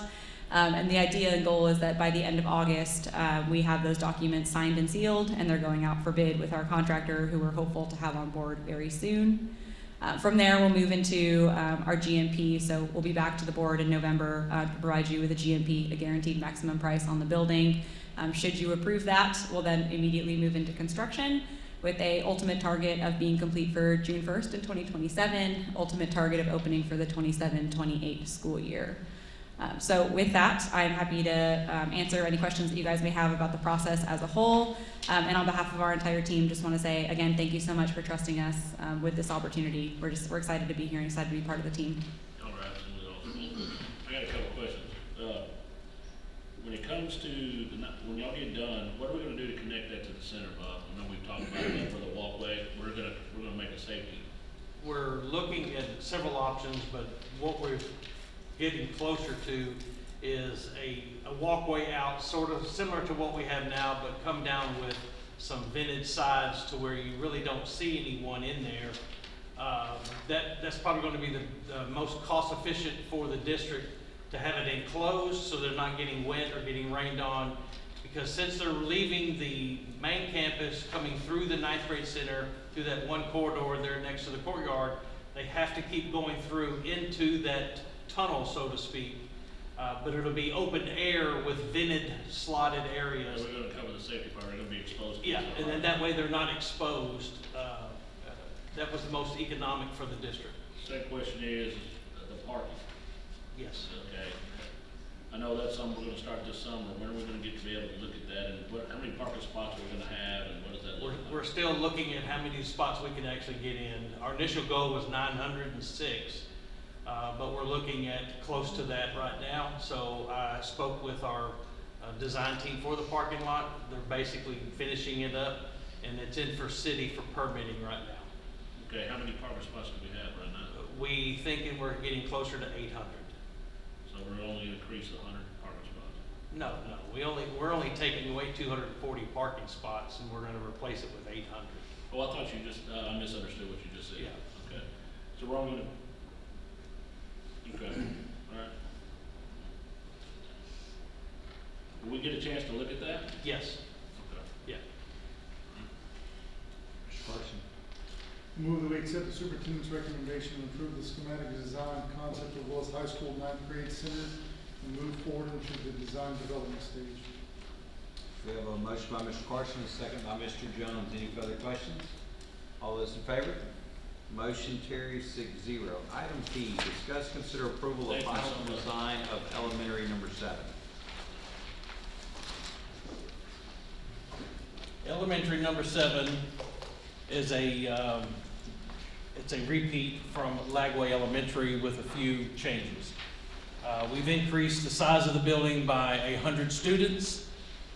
We've increased the footprint of the building. We've adopted an ed spec, so we've increased it around 6,000 to 7,000, close to 6,000 square feet. We've added a few other elements that Lagway didn't have because of the ed spec that we follow that the board adopted a few years ago.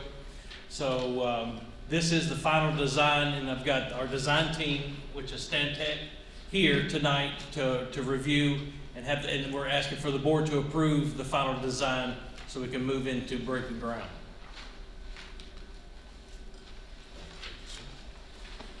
Good evening, Dr. James, the board, Ms. Delosa. My name is Scott Klaus with Stantec Architects. Joining me tonight, Angel Rivera, as well as Parul Vyas in the back, providing support tonight. Like Bob said, this is elementary school number 7, which is basically version 2 of elementary school number 6, or Lagway Elementary. So we'll take you through just some adjustments here. I'm not going to read all that. I'm going to try to keep it as brief as I can tonight. As Bob mentioned, we did make the classrooms larger, and when making them larger, we were able to increase the capacity by basically 2 students per classroom. And so that, you know, with the growth in the district and everything, it seemed like that made a lot of sense to try to do what we could from that standpoint. So that did add a little bit of square footage. That also had an effect, and we'll get into more details on the size of the gym and the size of the dining and that kind of thing. So just kind of going through some of the things that have been, you know, different adjustments we've made. Again, we've added 100 students. We've added a motor lab to special needs, so that was a request. That's good. The science prep rooms per TEA are now required to have 10 square foot per every student that's in there, so those got larger as well.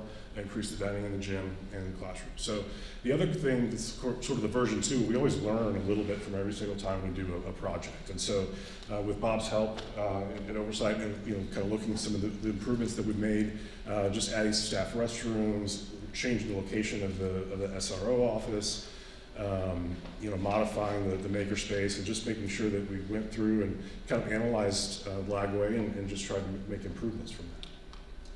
So here is the site plan. What's really great about this site plan right now is that there's no detention on it. For a long time, we had a big detention pond on this site. It actually slopes pretty well on the site, and you'll see when it's built. But that's really great because now the kids have a lot more place to play, you know, and so all with that off-site detention. But you know, we've worked really hard on trying to deal with the queuing and coming up with different strategies to get as many cars off the road, similar to what Carla was talking about earlier. And you know, it's pretty efficient as well. So this is the floor plan. Again, just like Carla mentioned, you've got to kind of rotate your head a little bit. So north is that way for me, that way for you all. And so really, there's not been any major adjustments. So if you've been to Lagway, it's going to look very similar. There's just some minor tweaks and some capacity change. So first floor, second floor. And then the exterior. Also the exterior, we made some slight adjustments to give a little bit of new identity for the school, but you know, at Lagway, everybody loves the way it looks, so we kind of kept along those lines. We did adjust the interior colors just a little bit to, you know, give it a little more fresh, you know, and more interest, and so I think that's going to look great too. One difference that you'll see in this rendering from Liveway is that we added another this green element that's coming out, and that was part of the ways that we were actually solving the prep rooms for the science. And you can see that going the other way as well here. And then, throughout the school, we've got four colors, just like Liveway. It's used for wayfinding, so when the students are trying to figure out where they're going, they know I need to go to the blue hallway. We've also made some tweaks to where the rideable surfaces are and added some technology, as we start to evolve. I'll just click through the rest of these because they're all relatively similar. We've got a view of the restroom, really fun kind of restroom tile approach. Again, that's also associated with each color of each pod. And I'll just kind of click through these.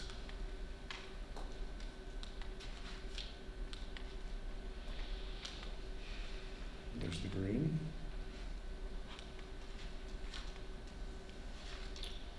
So that's basically the design of the school.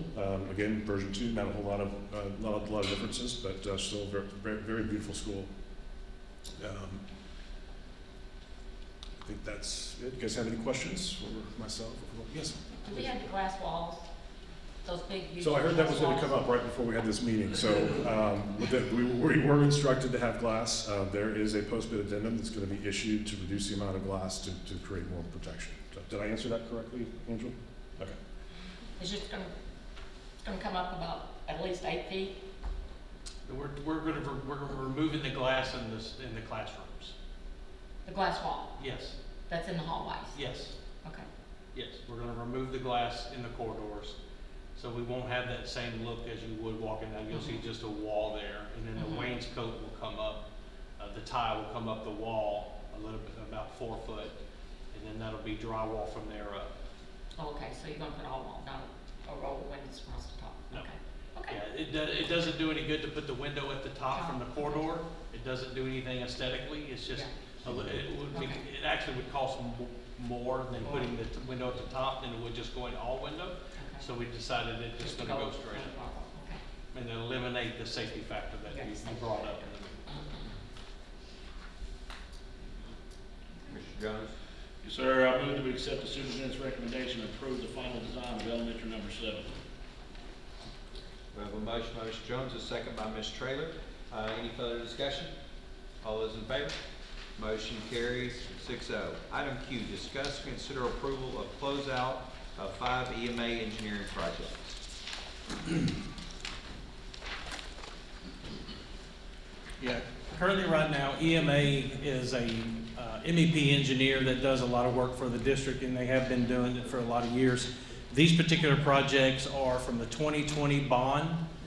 This is the remaining final payment for EMA engineering on these projects for the 2020 bond. There's a list, and you'll have a list of the projects there in your board book. So policy says that we excuse me, get board approval for final payment and close out of the project. So we're asking you tonight to approve the final payment and close out of these projects from the 2020 bond to EMA engineering. Couple things. It's really not a change order. It's less, this price point's considerably less than what we looked at before, correct? Yes, these were added to their contract. Their contract is based on 7% of construction cost. When we finalized the construction cost for all those projects from the 2020 bond, there was an outstanding balance that was owed to EMA. That outstanding balance was X. We asked EMA to be good stewards and help the district, so they've actually cut that overall budget by $150,000, and then these are the final numbers, what we come up with. Because they were under a master agreement with us, correct? Yes. Okay, yeah. I move that we accept the superintendent's recommendation, approve the final payment and close out for all 5 of these EMA engineering projects listed above.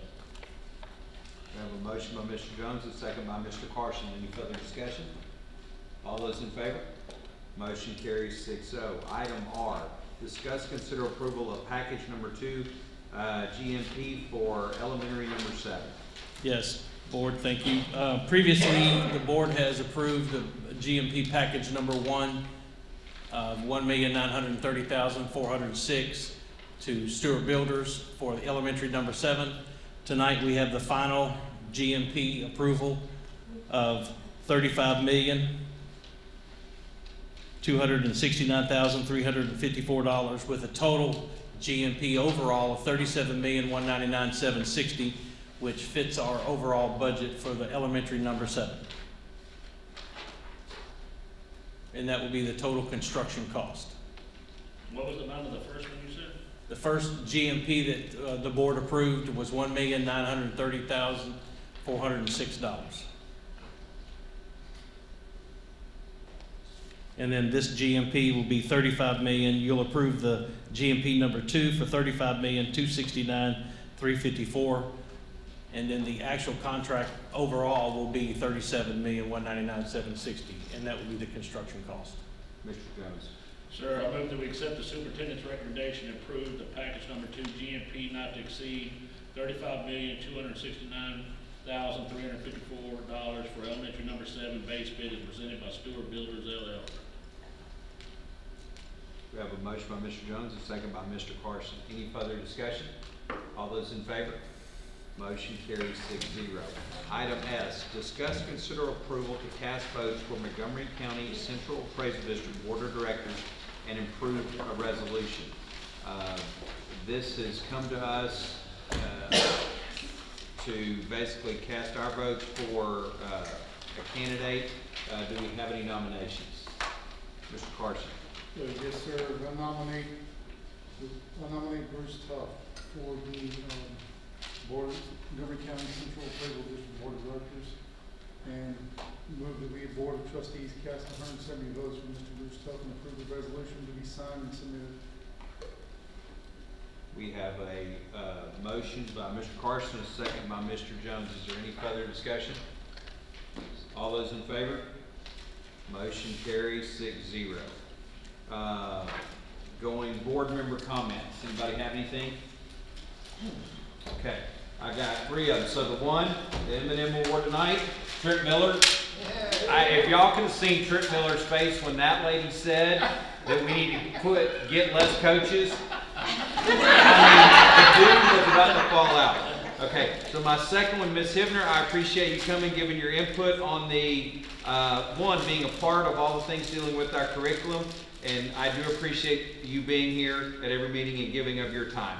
Second, or third thing is I want to thank all the board members over the last month between last board meeting and this one. We had 2 nights where we were here from 1 to 9, trying to be better board members, work better as a team, and so we spent about 16 hours together trying to be better board members, and I appreciate all of you giving of your time and talents to do that. So, superintendent comments.